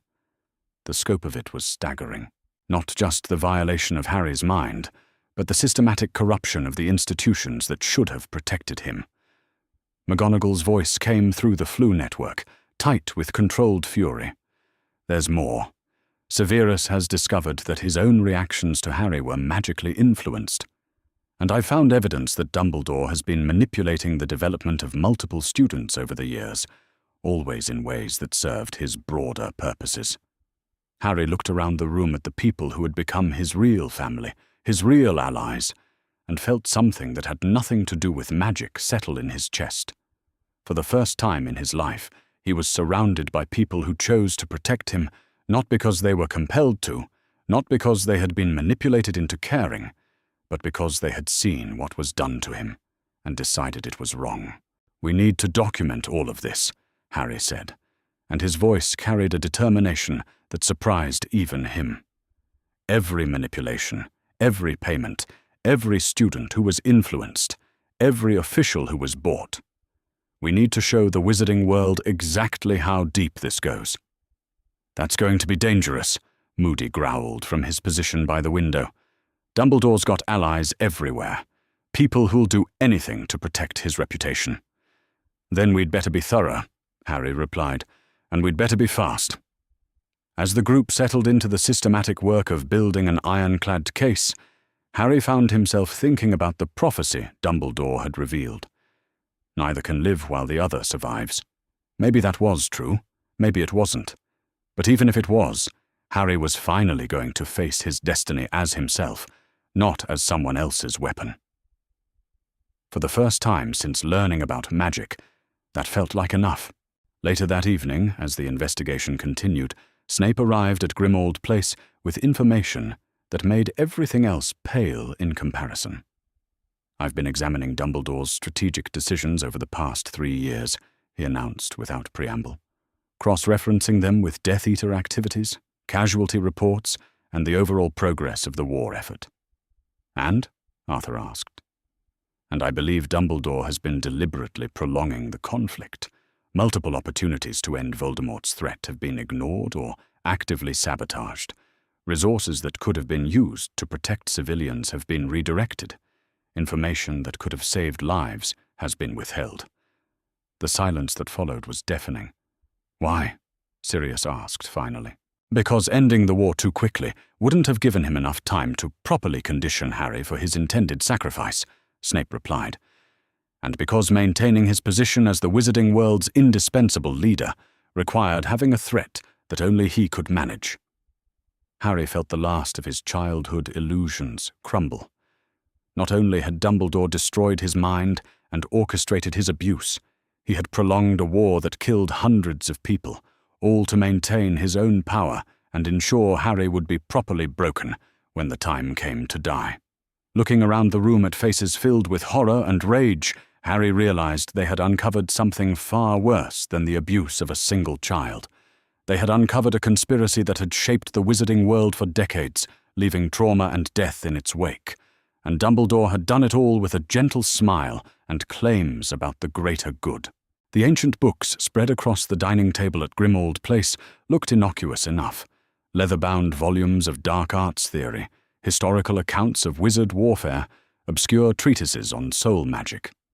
But as Hermione Granger worked through the research that Arthur had asked her to conduct, the implications of what she was discovering made her feel physically sick. "This can't be right," she said for the 3rd time in an hour, though her voice carried less conviction than before. Harry looked up from his own pile of documents, order mission reports that Sirius had retrieved from various hiding places throughout the house. "What did you find?" "References to Horcruxes, multiple references, dating back decades. Harry, someone's been researching soul magic extensively for at least 30 years. The room went quiet. Everyone understood the implication, even if no one wanted to voice it. Snape's voice cut through the silence like a blade. "And who, Miss Granger, do you imagine has had access to these particular books for the past 30 years? Hermione's face was pale as she turned to another passage. "There's more. This book has annotation in the margins, notes about the creation process, speculation about destruction methods, theories about how many pieces a soul could be divided into." She looked up at Harry with horror in her eyes. "These notes are dated 1979. Harry felt something cold settle in his stomach. "That's 2 years before Voldemort killed my parents." "Indeed," Snape said grimly. "And if someone knew about Horcruxes in 1979, if they suspected that the Dark Lord had created them, then they would have known he couldn't be permanently killed by conventional means," Arthur finished, his voice hollow. "They would have known that any victory would be temporary unless the Horcruxes were destroyed first." The implications hung in the air like a curse. Harry could see everyone working through the same horrific logic that was forming in his own mind. "Snape," Harry said quietly, "tell me about the night my parents died." Snape's face went even more ashen than usual. "Potter, tell me. All of it. Everything you know about that night and what led up to it." Snape was quiet for a long moment, his dark eyes fixed on Harry's face. "The prophecy was given to Dumbledore in early 1980. Within weeks, word of it had somehow reached the Dark Lord. Not the complete prophecy, but enough for him to identify potential targets." "How did Voldemort find out about it?" "We never knew for certain. There were suggestions that someone in the Order had been compromised, but no investigation was ever conducted." Snape paused. "In retrospect, I believe the leak was deliberate." Arthur leaned forward. You're saying Dumbledore wanted Voldemort to know about the prophecy? I'm saying that someone with access to the prophecy ensured that Voldemort learned just enough to act on it, but not enough to realize the full implications. Snape's voice was carefully controlled. The Dark Lord was told that a child born in July would be capable of defeating him. He was not told that marking this child would transfer some of his own power, making the prophecy self-fulfilling. Harry felt the world shift around him. Dumbledore set it up. He made sure Voldemort would come after me, knowing what would happen when he did. It appears so. And when your parents went into hiding, when they should have been given the most secure protection possible. Snape's voice faltered. What? Harry's voice was sharp with desperate need to know. Dumbledore himself suggested the Fidelius charm, and he suggested that Sirius Black serve as secret keeper, knowing that Black would likely suggest Peter Pettigrew as a safer alternative. Sirius went very still. He knew. He knew Pettigrew was a Death Eater. I believe he suspected, yes, and I believe he counted on that betrayal to ensure that the confrontation between the Dark Lord and your family would take place exactly as the prophecy required. The silence that followed was absolute. Harry stared at Snape, processing the implications of what he'd just been told. His parents' deaths hadn't been a tragic consequence of war. They had been orchestrated, planned, necessary for Dumbledore's vision of how events should unfold. He let them die, Harry said quietly. He could have prevented it, but he let them die because he needed me to be the boy who lived. I believe so, yes. The rage that filled Harry then was unlike anything he'd experienced, even after the compulsions broke down. This was clean fury, untainted by magic or manipulation, the righteous anger of someone who had finally seen the full scope of what had been done to him. What else? Harry demanded. What other attacks could have been prevented? What other deaths are on his hands? Remus spoke from the corner where he'd been examining mission reports. The Longbottoms. Their attack happened 3 days after your parents' deaths. If Dumbledore had acted on what he knew about Horcruxes, if he had captured the Death Eaters responsible instead of letting them roam free, Neville's parents would still be sane, Harry finished. Another family destroyed for Dumbledore's greater good. Arthur was paging through ministry documents with increasing urgency. The Bones family massacre in 1981. The McKinnon family wiped out the same year. The Prewett brothers, Molly's brothers, killed in 1979. His voice grew strained. All of these attacks show the same pattern. Intelligence that should have prevented them was either ignored or withheld. Because ending the war too quickly wouldn't have served Dumbledore's purposes, Sirius said with bitter understanding. He needed time to condition Harry properly. He needed the wizarding world to be desperate enough to accept any solution he offered. Molly's voice came from the doorway, tight with carefully controlled fury. None of them had heard her arrive. "You're telling me," she said with dangerous quiet, "that my brothers died because Albus Dumbledore needed a war to continue."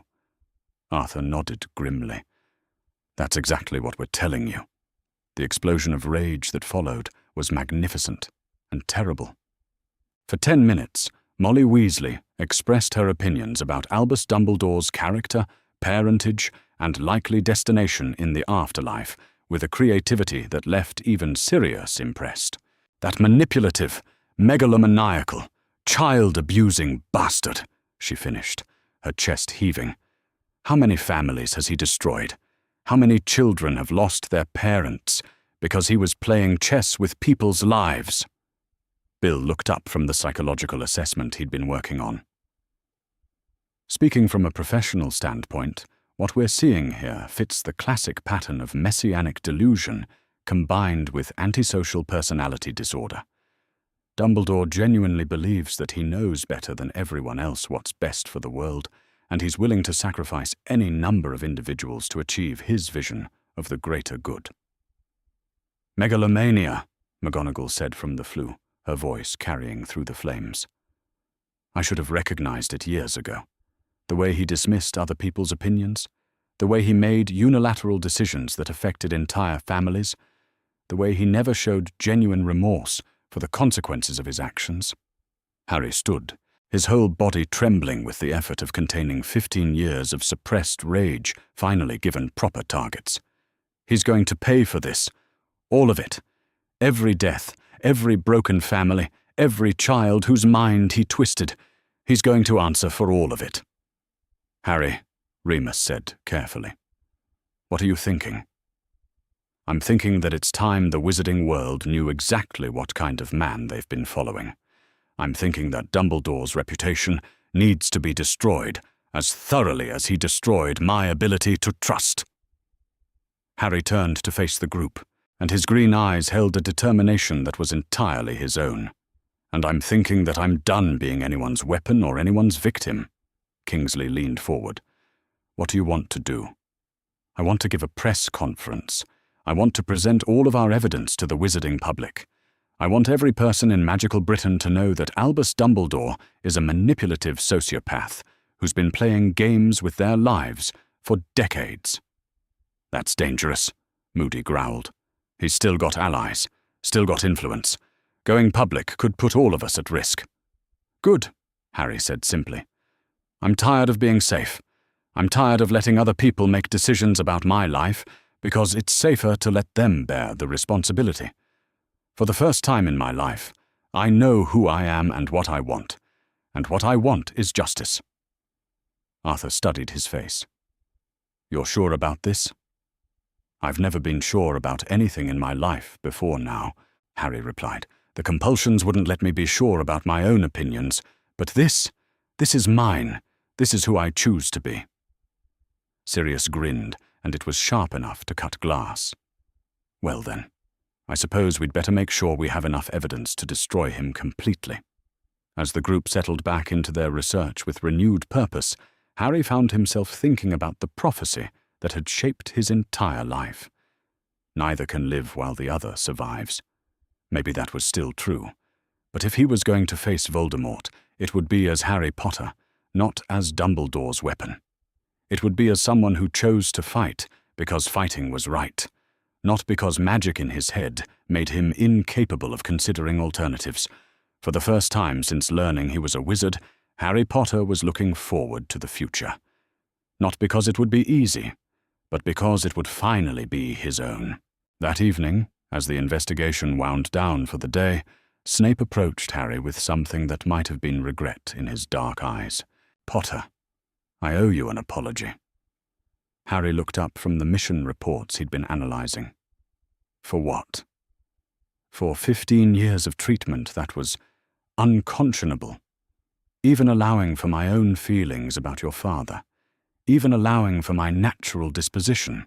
What I did to you in my classroom was deliberately cruel. Snape's voice was carefully controlled.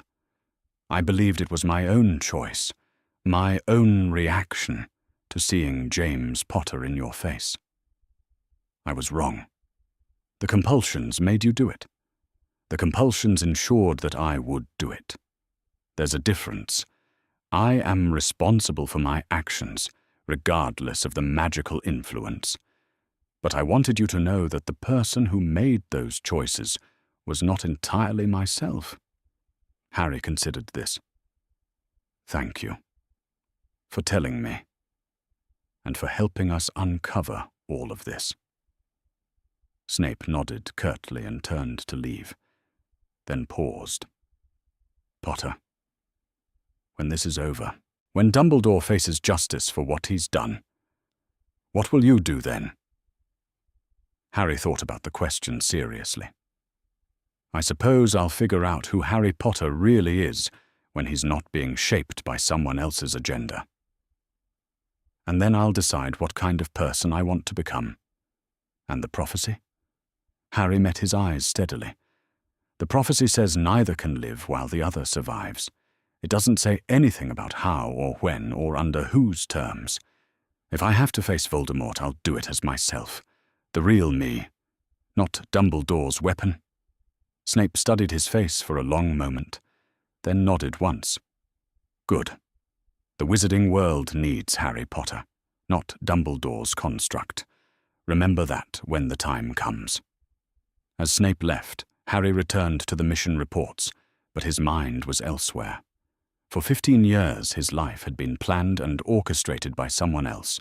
His thoughts, his emotions, his very sense of self had been shaped according to another person's vision.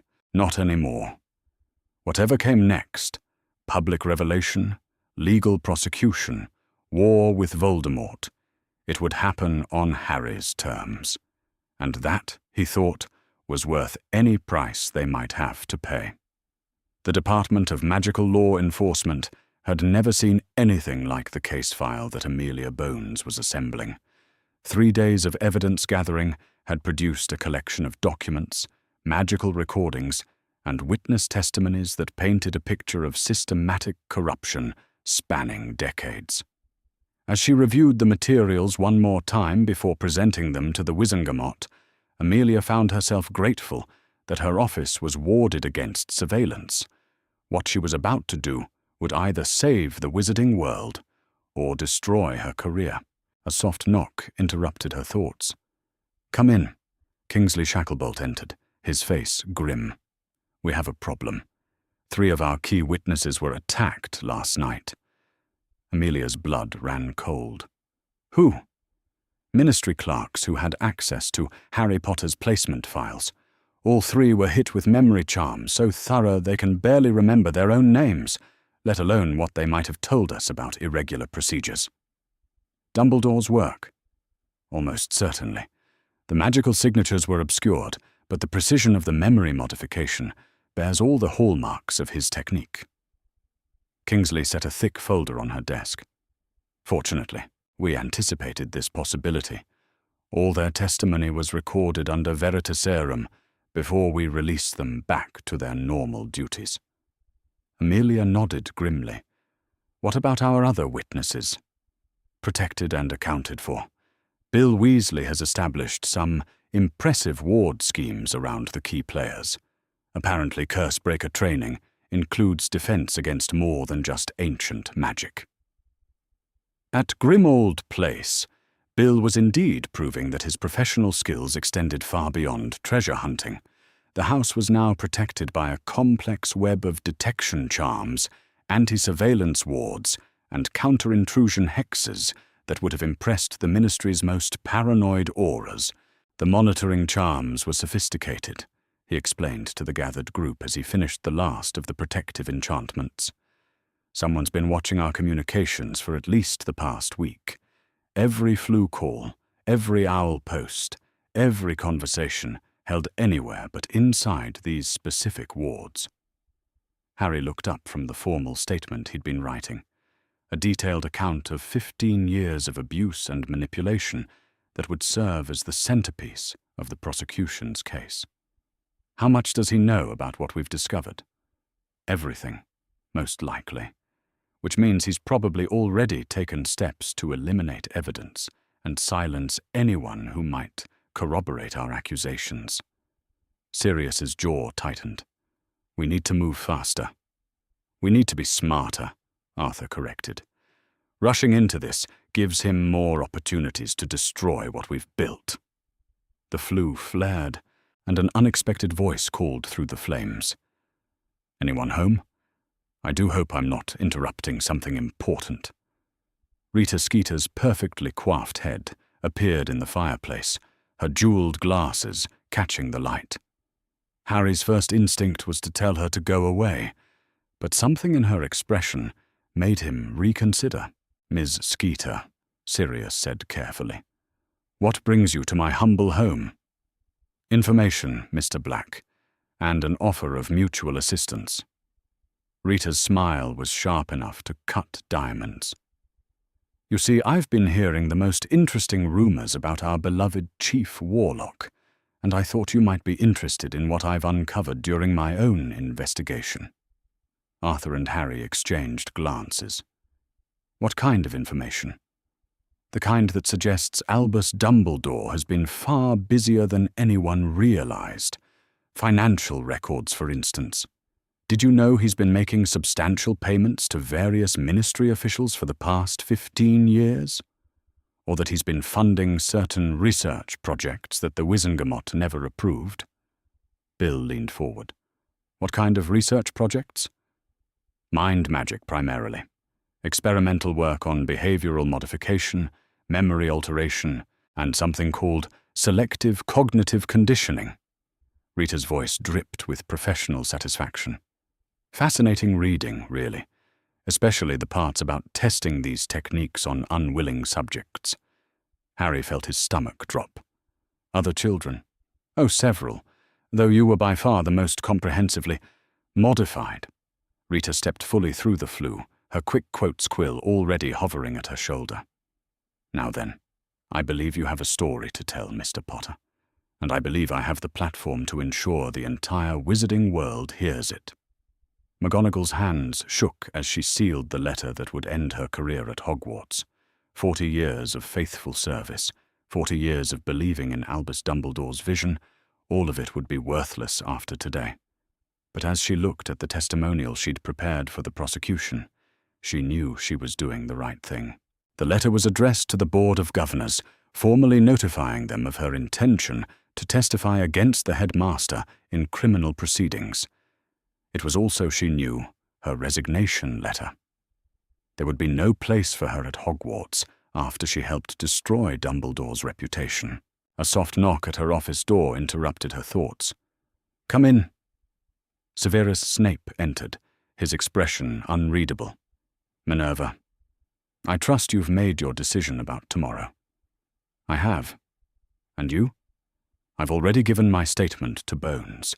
Every detail I could remember about Dumbledore's methods, his threats, his casual manipulation of students and staff alike." Snape moved to the window, staring out at the grounds. "Do you know what the worst part is?" "What?" "I still respect him, despite everything we've learned, despite the evidence of his crimes. Part of me still sees him as the great wizard who gave me a second chance after the war." Snape's laugh was bitter. "Even knowing that respect was magically induced doesn't make it feel less real." McGonagall understood. The loyalty they'd felt toward Dumbledore wasn't something that could be switched off just because they'd learned it was based on lies. "What will you do when this is over?" "Help Potter, I suppose. Try to undo some of the damage I caused while under Dumbledore's influence." Snape turned from the window.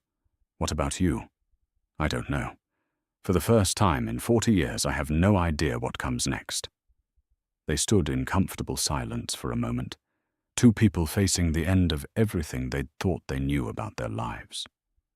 "Severus," McGonagall said finally, "do you think we're doing the right thing?" "I think we're doing the only thing. And sometimes, that's enough." That evening, Harry finished his formal statement and set down his quill with a sense of finality.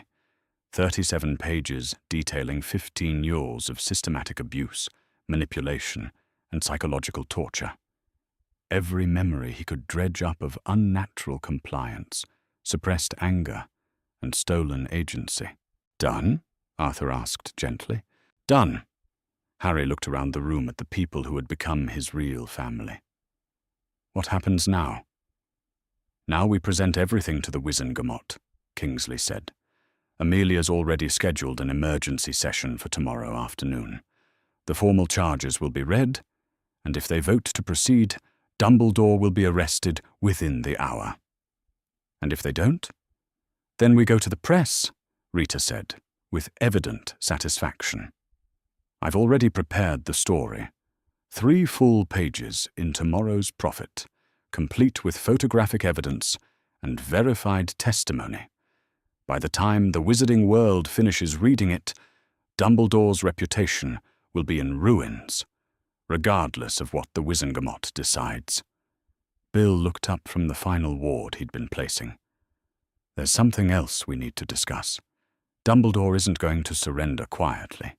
He's had decades to prepare for the possibility of exposure, and he's got resources we can't even imagine." "What kind of resources?" Sirius asked. Loyal followers who would do anything to protect him, hidden assets that could be used to flee the country, and magical knowledge that makes him one of the most dangerous wizards alive. Bill's expression was grim. We need to be prepared for the possibility that he'll try to eliminate all of us rather than face justice. As if summoned by Bill's words, the house wards suddenly flared to life, their magical resonance filling the air with warning. Through the windows, they could see figures moving in the square outside, robed shapes that moved with too much purpose to be casual passers-by. "He's here," Harry said quietly, and his voice carried no fear at all. "Good. I'm ready for this to be finished." Moody limped to the window, his magical eye spinning wildly. 20 figures, maybe more. They're not trying to hide their approach. "Dumbledore doesn't need to hide," Arthur observed grimly. "He's probably planning to modify all our memories and make this entire investigation disappear." Harry stood, checking his wand and looking around at the people who had risked everything to help him discover the truth about his life. Tomorrow, if they survived tonight, the wizarding world would learn what their greatest hero had really been doing in the shadows. "Well," Harry said with a smile that would have surprised his younger self with its confidence, "let's make sure that doesn't happen." As the group prepared for what might be their final battle, Harry found himself thinking about the boy he'd been just a week ago, compliant, grateful, incapable of anger or self-advocacy. That boy would have submitted to whatever Dumbledore wanted, would have accepted memory modification as necessary for the greater good. This Harry Potter had other ideas entirely. The war for his mind was over.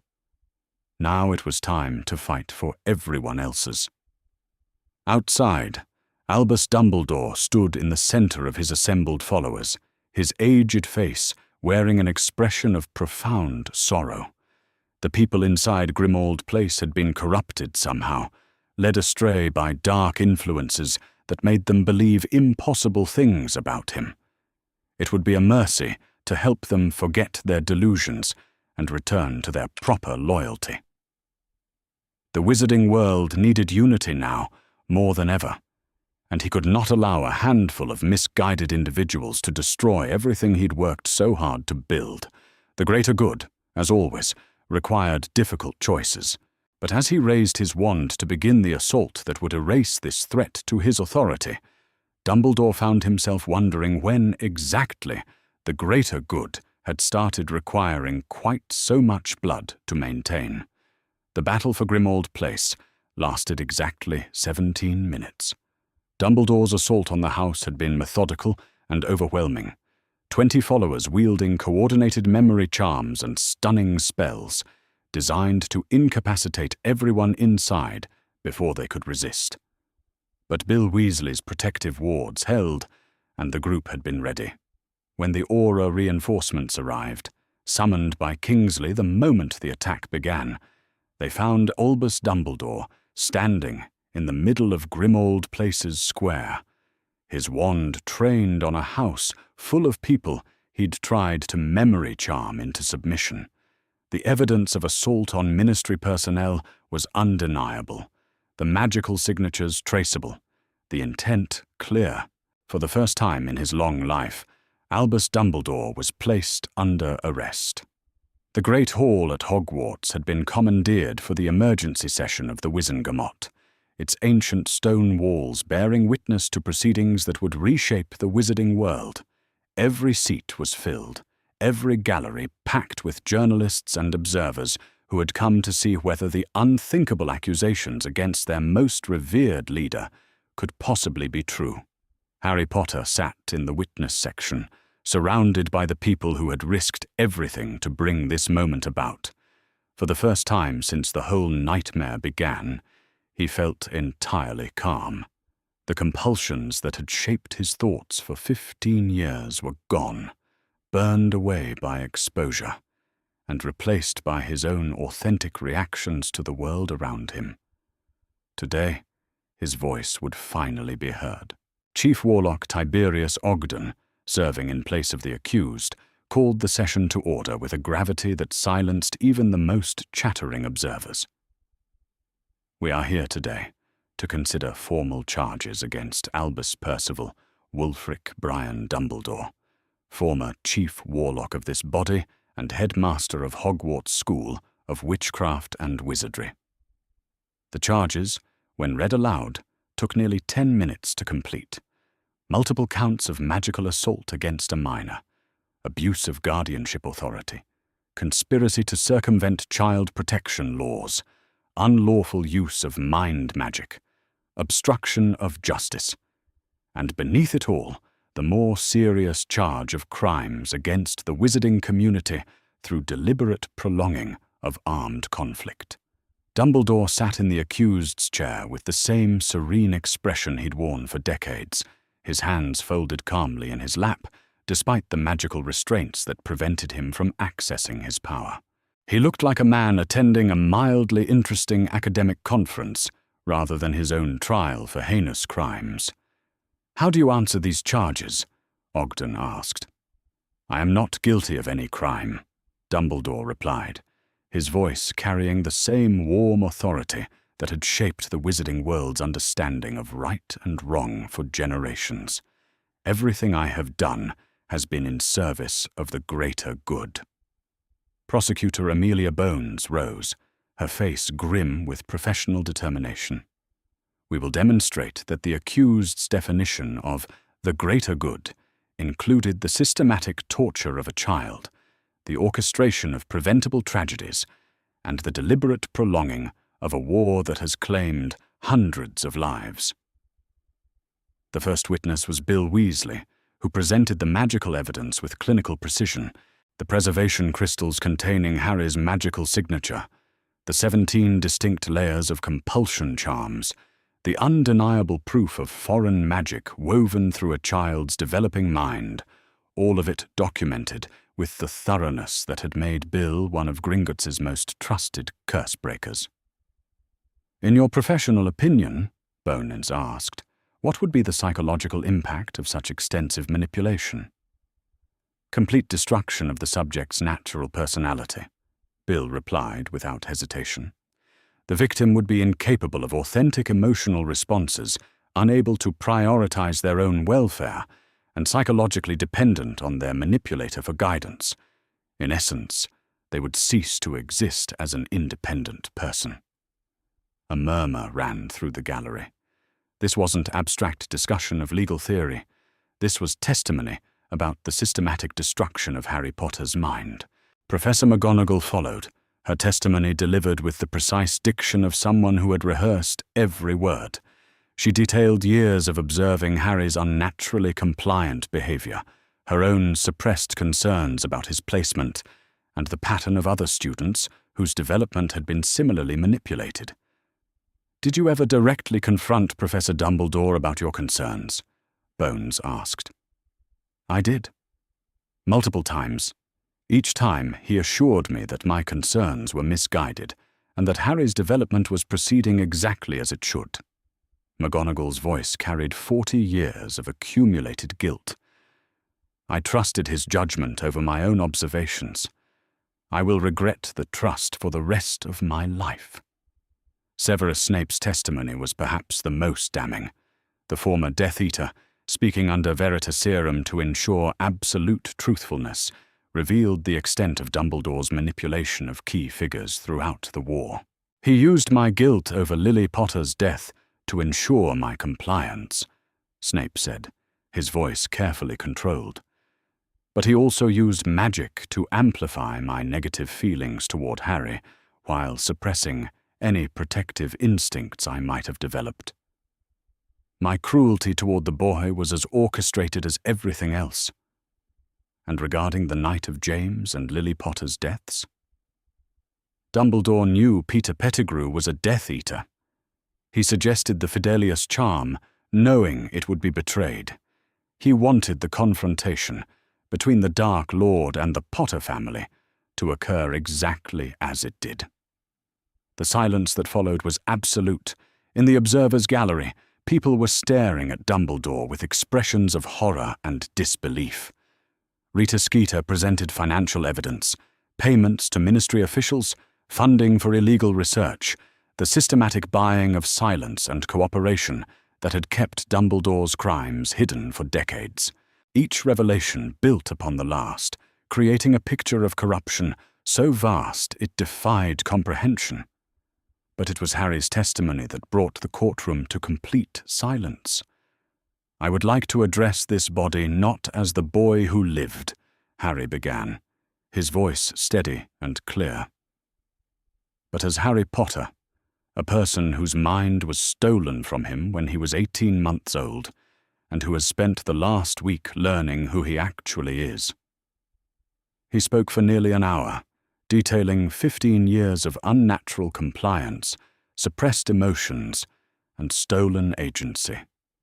He described the experience of discovering that his own thoughts weren't entirely his own, that his heroic actions had been the result of magical compulsion rather than personal choice. "The worst part," Harry said, looking directly at Dumbledore for the first time since entering the courtroom, "isn't the manipulation itself. It's the realization that every person I thought I was brave enough to save, I was actually programmed to save. Every choice I thought I made to help others was actually the choice he made for me 15 years ago." Harry paused, gathering himself for the most important part of his testimony. "I don't know who I would have become if I'd been allowed to develop naturally. I don't know if I would have been brave or cowardly, selfless or selfish, kind or cruel. I'll never know, because Albus Dumbledore decided that who I actually was mattered less than who he needed me to be." The courtroom was so quiet that Harry could hear his own heartbeat. "But I know who I am now. I'm someone who chooses to fight for justice, not because magic in my head makes me incapable of self-preservation, but because I've seen what happens when people with power abuse those who can't protect themselves. I'm someone who will spend the rest of his life making sure that no other child goes through what I went through." Harry turned back to face the Wizengamot. "I ask this body to hold Albus Dumbledore accountable, not just for what he did to me, but for every family his manipulations destroyed, every life his orchestrated conflicts claimed, every child whose future he stole in service of his vision of the greater good." When Harry returned to his seat, there wasn't a dry eye in the courtroom. Dumbledore, given the opportunity to respond, rose with the dignity of a man who still believed he occupied the moral high ground. "I regret that Harry sees my actions as harmful," he said, his voice carrying the same gentle authority that had shaped the wizarding world's conscience for decades. "But I stand by every decision I made. The wizarding world faced an existential threat, and extreme measures were necessary to ensure its survival. Even if those measures included the systematic torture of a child, Bones demanded. I gave Harry Potter the tools he would need to save our world. If the process was unpleasant, I deeply regret that necessity, but I do not regret the outcome." The naked admission of guilt, delivered without a trace of remorse, sealed Dumbledore's fate. When the Wizengamot retired to deliberate, they returned in less than an hour with a unanimous verdict. Guilty on all charges. The sentencing was swift and comprehensive. Life imprisonment in Azkaban with magical power suppression. Removal of all titles, honors and positions. Forfeiture of all assets to a fund for his victims. And perhaps most significantly, a formal ministry apology to Harry Potter and all others who had suffered under Dumbledore's manipulations. As the Dementors led Albus Dumbledore away in chains, he maintained his serene expression to the very end. Even facing life imprisonment, he showed no sign that he understood his actions had been anything other than necessary sacrifices for the greater good. That evening, As the wizarding world struggled to process the complete destruction of their greatest hero's legacy, Harry Potter stood on the roof of Grimmauld Place, watching the sun set over London. The trial was over. Justice had been served, and for the first time in his life, his future was entirely his own to determine. Sirius joined him, offering a cup of tea that Harry accepted gratefully. "How do you feel?" Sirius asked. Harry considered the question seriously. "Free," he said finally. "Terrified and exhilarated, and completely unprepared for what comes next. But free. Good. That's exactly how you should feel." They stood in comfortable silence, watching the lights begin to twinkle across the city below. Somewhere out there, Voldemort was still plotting his return to power. Somewhere out there, the wizarding world was learning to function without the man who had shaped their understanding of morality for 50 years. But those were problems for tomorrow. Tonight, Harry Potter was simply a 15-year-old boy who had finally been given the chance to discover who he really was. And that, he thought, was the most precious gift anyone had ever given him. The morning edition of the Daily Prophet carried the largest headline in the newspaper's history: Dumbledore convicted. Beneath it, Rita Skeeter's exhaustive account of the trial filled 6 full pages, complete with photographs, testimony excerpts, and a detailed timeline of crimes spanning decades. By noon, every copy in magical Britain had sold out. By evening, the wizarding world would never be the same. Justice, Harry reflected, as he read the coverage, was a beautiful thing when it finally arrived. The mind healer's office at St. Mungo's was nothing like Harry had expected. Instead of the sterile clinical environment he'd imagined, healer Marcus Belby had created a space that felt more like a comfortable sitting room. Warm colors, soft furniture, and bookshelves lined with volumes that seemed chosen for comfort rather than medical authority. "How are you sleeping?" Healer Belby asked, his quill poised over a notepad but his attention fully on Harry's face. "Better than I have in years," Harry replied honestly. "But differently. I used to sleep heavily, dreamlessly. I think that was another effect of the compulsions. Now I dream constantly, and I actually remember them when I wake up." "What kind of dreams?"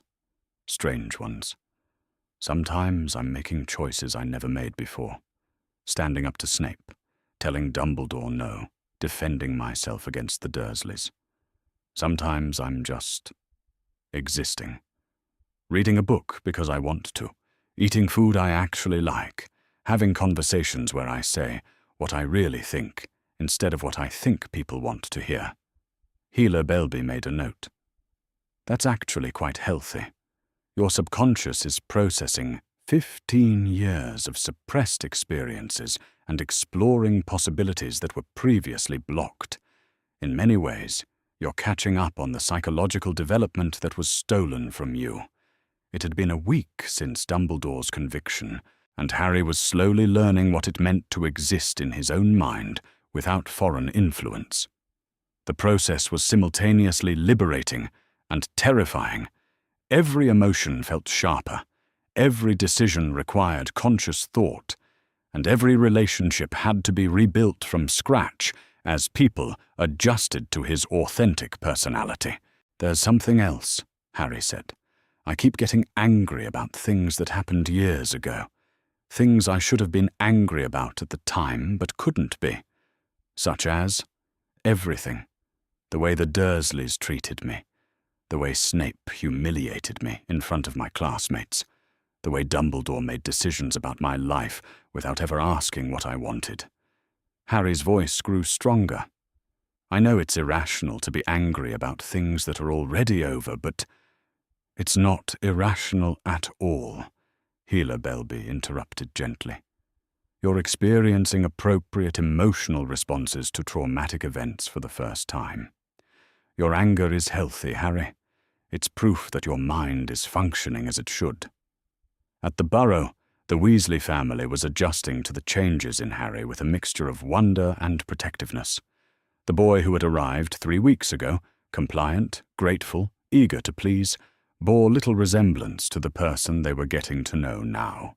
"He's more sarcastic," Ginny observed over breakfast, watching Harry debate Quidditch strategy with Ron with a passion that would have been unthinkable before. "And funnier. I don't think I ever heard him make a proper joke before this week." "He's more present," Molly added, refilling Harry's plate without asking, a gesture he now noticed and appreciated, rather than simply accepting as his due. Before, it was like he was always slightly removed from whatever was happening around him. Now he's actually here. Arthur looked up from the Morning Prophet, which was still running follow-up stories about Dumbledore's conviction and its implications for the wizarding world. "The mind healers say it will take months for him to fully adjust to thinking without magical influence. We need to be patient with the process." "Patient with what process?" Harry asked, settling back into his chair with the casual confidence that had emerged over the past week. "I can hear you talking about me, you know." The old Harry would never have called them out so directly. The old Harry would have pretended not to hear, and later worried privately about what they might think of him. "We were just noting how much you've changed," Arthur said with a smile. "It's remarkable to see your real personality emerging." Harry considered this. "I'm not sure how much is my real personality, and how much is just me figuring out who I want to be now that I have the choice. It's strange, having to decide what I think about things instead of just knowing automatically what the right response is supposed to be." Ron looked up from his eggs. "What do you mean?" "Well, take Quidditch, for instance. I've always loved flying, but I'm realizing that some of my passion for the game was artificially enhanced to make me a better seeker, which made me more useful to Dumbledore's plans. Now I have to figure out how much I actually enjoy it versus how much I was programmed to enjoy it." "And?"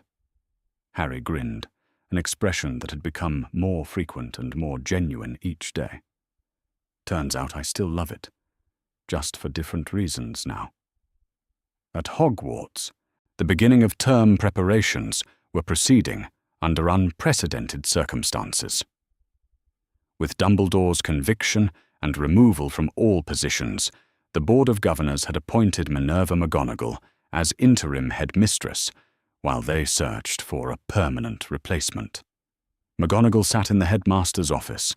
She couldn't bring herself to think of it as her office yet, reviewing the applications for the defense against the dark arts position. With the wizarding world's understanding of the war fundamentally changed by Dumbledore's trial, they needed someone who could teach students to actually defend themselves rather than simply follow orders. A knock at the door interrupted her thoughts. "Come in." Severus Snape entered, his appearance noticeably different from the man who had terrorized students for 15 years. The perpetual sneer was gone, replaced by something that might have been uncertainty. "Minerva, I wanted to discuss my position here before the students return." "What about it?"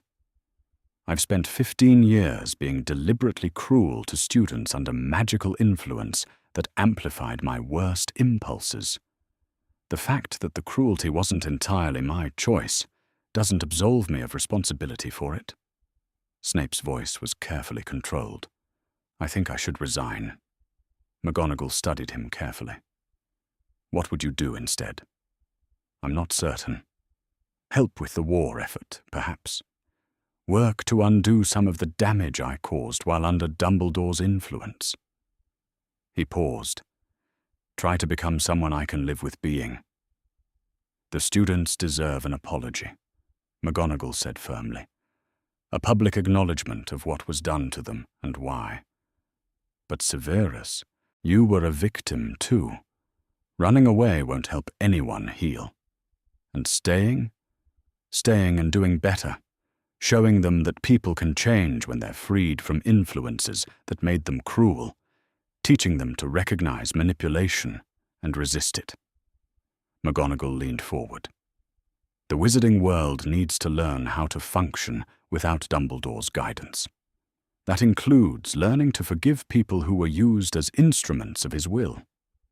Snape was quiet for a long moment. You think I should stay? I think you should do whatever allows you to live with yourself. But I also think that running away from the consequences of your actions, even actions that weren't entirely your choice, isn't the answer. The reorganization of the Order of the Phoenix was proceeding under the joint leadership of Arthur Weasley and Kingsley Shacklebolt, with input from every member who chose to remain. The organization that emerged was fundamentally different from Dumbledore's version, more transparent, more collaborative, and focused on actually ending the war rather than managing it. The difference, Sirius explained to Harry over dinner at Grimmauld Place, is that we're not fighting to maintain some grand vision of how things should be. We're fighting to stop Voldemort from killing people.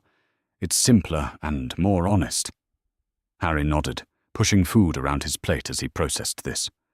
What about the prophecy? Neither can live while the other survives. What about it? Well, doesn't that mean I still have to face him eventually? That this whole thing isn't over just because Dumbledore's in prison? Sirius was quiet for a moment. Maybe. Or maybe the prophecy was just Dumbledore's excuse for turning you into a weapon. Maybe there are other ways to stop Voldemort that don't require a 15-year-old boy to sacrifice himself. Such as actually working together instead of keeping secrets. Such as using the intelligence resources we have to find and destroy his power base systematically. Such as treating this like a war that can be won rather than a tragedy that has to be endured. Harry felt something settle in his chest. Not the artificial calm of magical compulsion, but the genuine peace of making his own decision. I want to help. With the real war effort, I mean. Not because I'm destined to or because someone's manipulating me into it, but because it's the right thing to do. Good, Sirius said with a fierce smile, because we're going to need all the help we can get. As August drew to a close, Harry found himself spending more time alone, processing the magnitude of what had changed in his life. He sat by the pond behind the burrow, a book open in his lap, not because he was supposed to be studying, but because he'd discovered he genuinely enjoyed reading about magical theory when it wasn't assigned homework. Ron found him there as the sun was setting, settling onto the grass beside him, with the easy familiarity of true friendship. Penny for your thoughts? Harry closed the book and leaned back on his elbows. I was thinking about school, about going back to Hogwarts and having to face everyone knowing what they know about my life now. You mean about Dumbledore? About everything. The whole wizarding world knows I was basically a construct created to fight their war for them. How do I go back to being just a student after that? Ron considered this seriously. Maybe you don't. Maybe you go back as Harry Potter, not the boy who lived, not Dumbledore's weapon, just Harry. And you figure out what that means as you go. What if I'm not brave enough for that? What if being brave was just the compulsions, and the real me is actually a coward? Then you'll be a coward who brought down the most powerful wizard in Britain because it was the right thing to do, Ron said matter-of-factly. I think you'll manage. Harry laughed, a sound that was becoming more natural each day. When did you get so wise? About the time my best mate stopped being magically prevented from having opinions about anything, Ron replied with a grin. Turns out I'm quite philosophical when I'm not constantly worried about saying the wrong thing around someone who can't argue back. As they sat watching the stars emerge in the darkening sky, Harry felt something he'd never experienced before. genuine optimism about his future. Not because he was being compelled to feel hopeful, not because someone else had decided optimism would make him a better weapon, but because for the first time in his life, that future was entirely his own to create. The road ahead would be difficult. There was still a war to fight, psychological damage to heal, and a lifetime of learning who Harry Potter really was when he wasn't being shaped by someone else's will. But those challenges belonged to him now, and that, Harry thought, made all the difference in the world. 6 weeks after Albus Dumbledore's conviction, Harry Potter woke up on what felt like the first real morning of his life. The feeling wasn't about the sunshine streaming through the windows of his room at Grimmauld Place, though the light was warm and golden. It wasn't about the smell of Molly's cooking drifting up from the kitchen, though his stomach responded with genuine hunger rather than the mechanical need for fuel he'd experienced for 15 years. It was about the simple, revolutionary fact that every thought in his head belonged entirely to him. Today was October 7th, 1995. Today, the Order of the Phoenix would meet to plan their first real offensive against Voldemort, not a holding action designed to maintain the status quo, but a coordinated effort to actually end the war. And for the first time in his life, Harry would participate not as a weapon to be deployed, but as a person with opinions, preferences, and the right to make his own choices about how to face his destiny. "Harry!" Ginny's voice called from downstairs. "Mum says if you don't come down soon, she's sending the twins up to get you." Harry grinned at the threat, a genuine expression of amusement rather than the automatic pleasantness he'd worn like a mask for so many years. "Coming," he called back, pulling on clothes he'd chosen because he liked them, not because they were what was expected of him. The kitchen at Grimmauld Place had been transformed over the past weeks from a grim reminder of the Black family's cruelty into something approaching the warmth of the Burrow. Molly had declared war on the house's oppressive atmosphere, and with Sirius's enthusiastic permission, had redecorated with the ruthless efficiency of someone who understood that environments shaped souls. "There's our birthday boy," Arthur said with a warm smile as Harry entered. "I know it's late, but we wanted to do this properly." Harry paused in the doorway, taking in the scene before him. The kitchen table was laden with food that had been chosen for his preferences rather than simple nutrition. Presents wrapped in bright paper sat in a pile beside his place setting. Most importantly, the people gathered around the table were there because they wanted to be, because they had chosen to become his family rather than being magically compelled or manipulated into caring for him. "You didn't have to do this," Harry said, though his voice carried gratitude rather than the automatic deflection he would have offered before. "Of course we did," Molly replied, bustling over to enfold him in a hug that felt like coming home. 15 years old and you've never had a proper birthday party. That's criminal." As Harry settled into his chair, surrounded by the chaotic warmth of people who genuinely cared about him, he found himself thinking about birthdays past. Locked cupboards and forgotten celebrations, automatic gratitude for scraps of acknowledgement, the hollow feeling of knowing that any kindness shown to him was motivated by duty rather than affection. "What are you thinking about?" Ron asked, noting his expression. "Just, this is nice," Harry said simply. "Really nice. I never realized how much I wanted something like this until I was actually capable of wanting things for myself." The presents were perfect, because they had been chosen by people who were finally getting to know who Harry Potter actually was beneath 15 years of conditioning. Books about subjects he'd expressed genuine interest in, a new broom care kit from Sirius, who had noticed Harry's growing passion for maintaining his firebolt, a hand-knitted sweater from Molly in colours Harry had mentioned liking. But the most significant gift came from Bill, who presented Harry with an official certificate from the Department of Magical Law Enforcement, recognizing him as a crime victim and survivor, along with documentation of his legal emancipation from all previous guardianship arrangements. "You're officially a free person," Bill explained as Harry stared at the papers. "No one can make decisions about your life without your consent ever again." The weight of those words settled over Harry like a blessing. For the first time since infancy, he belonged entirely to himself. Later that afternoon, the Order meeting convened in the renovated drawing room. The gathering looked different from Dumbledore's version. More people around the table, more voices contributing to the discussion, and an atmosphere of collaboration rather than hierarchy. "The situation has changed fundamentally," Arthur began, addressing the assembled group.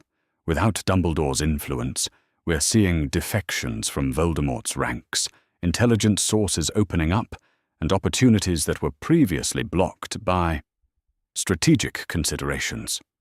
Harry looked around the table at faces that had become familiar over the past weeks. Some were Order members who had remained after learning the truth about their former leader. Others were new allies who had emerged once Dumbledore's control over information flow had been broken. "What about the Horcruxes?" Hermione asked. She had joined the Order formally after turning 16, her brilliant mind now focused on research that could actually end the war rather than simply manage it. "We've identified 3 possible locations based on intelligence gathered from former Death Eaters," Kingsley replied. "Riddle's diary, which was destroyed 2 years ago. A ring belonging to his family, which we believe Dumbledore may have found but never destroyed. And something belonging to Hufflepuff, likely hidden at Hogwarts." Harry listened to the strategic discussion with growing excitement. This was real planning, with real objectives and achievable goals. Not the careful orchestration of conflict that had characterized Dumbledore's approach, but an actual effort to win. "What about the prophecy?" someone asked. "The part about Harry being the only one who can defeat you-know-who?" "What about it?" Harry replied, his voice carrying a confidence that surprised even him. "If I have to face Voldemort, I'll do it. But I'll do it as myself, with proper support, and with a real plan for victory rather than a predetermined script for martyrdom." Sirius grinned at him across the table. "That's my godson." That evening, as the formal meeting wound down, Harry found himself in conversation with some unexpected guests. 3 former Death Eaters had approached the Order seeking redemption, individuals who claimed they had been operating under compulsions similar to, though less extensive than, what Harry had experienced. "I don't expect forgiveness," said Theodore Nott Sr., his face gaunt with what appeared to be genuine remorse. "But I want you to know that some of us never chose to follow the Dark Lord. We were encouraged in ways that made resistance seem impossible." Harry studied the man carefully, using instincts that had been sharpened by weeks of learning to read people without magical interference. "What changed?" "Your trial. Hearing the evidence about what Dumbledore had done. Learning that mind magic could be so subtle and extensive, it made us question whether our own choices had been entirely our own." It was a conversation that would have been impossible under Dumbledore's leadership, Harry realized. The former Chief Warlock's vision of the war had required clear lines between good and evil, heroes and villains. The messier reality, a conflict shaped by manipulation and compulsion on both sides, demanded more nuanced responses. "We'll need proof," Arthur said diplomatically. "Verification that the compulsions were real, evidence of your commitment to changing sides." "We understand, and we're prepared to provide whatever you need." As the former Death Eaters left, escorted by Aurors who would begin the process of investigating their claims, Harry found himself thinking about the complexity of a world where people could be victims and perpetrators simultaneously. "It's not as simple as we thought, is it?" he said to Remus, who had been observing the conversation quietly. "It never was," Remus replied. "Dumbledore's version of the war required simple narratives, because complex truths would have interfered with his plans. Now we get to deal with reality. Is that better? It's harder. But yes, I think it's better. Reality gives us more options than fairy tales ever could." Later that week, Harry received a letter that surprised him more than anything that had happened since Dumbledore's arrest. It was from Dudley Dursley, written in the careful script of someone unaccustomed to putting thoughts into words. Harry, Mum told me about what happened to the old man who placed you with us, about the magic he used to make us treat you badly. I wanted to say I'm sorry. I know that doesn't fix anything, but I thought you should know that some of us are sorry.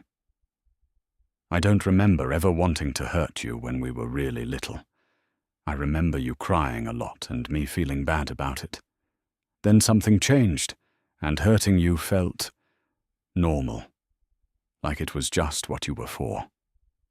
I'm trying to figure out who I really am when I'm not being magically influenced to be cruel. It's harder than I thought it would be.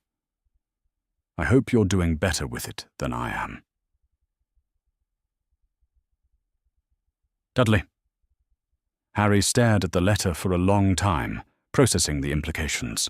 Dumbledore's manipulations had extended even to his relatives, ensuring that Harry's home environment would be exactly as psychologically damaging as necessary to create the perfect weapon.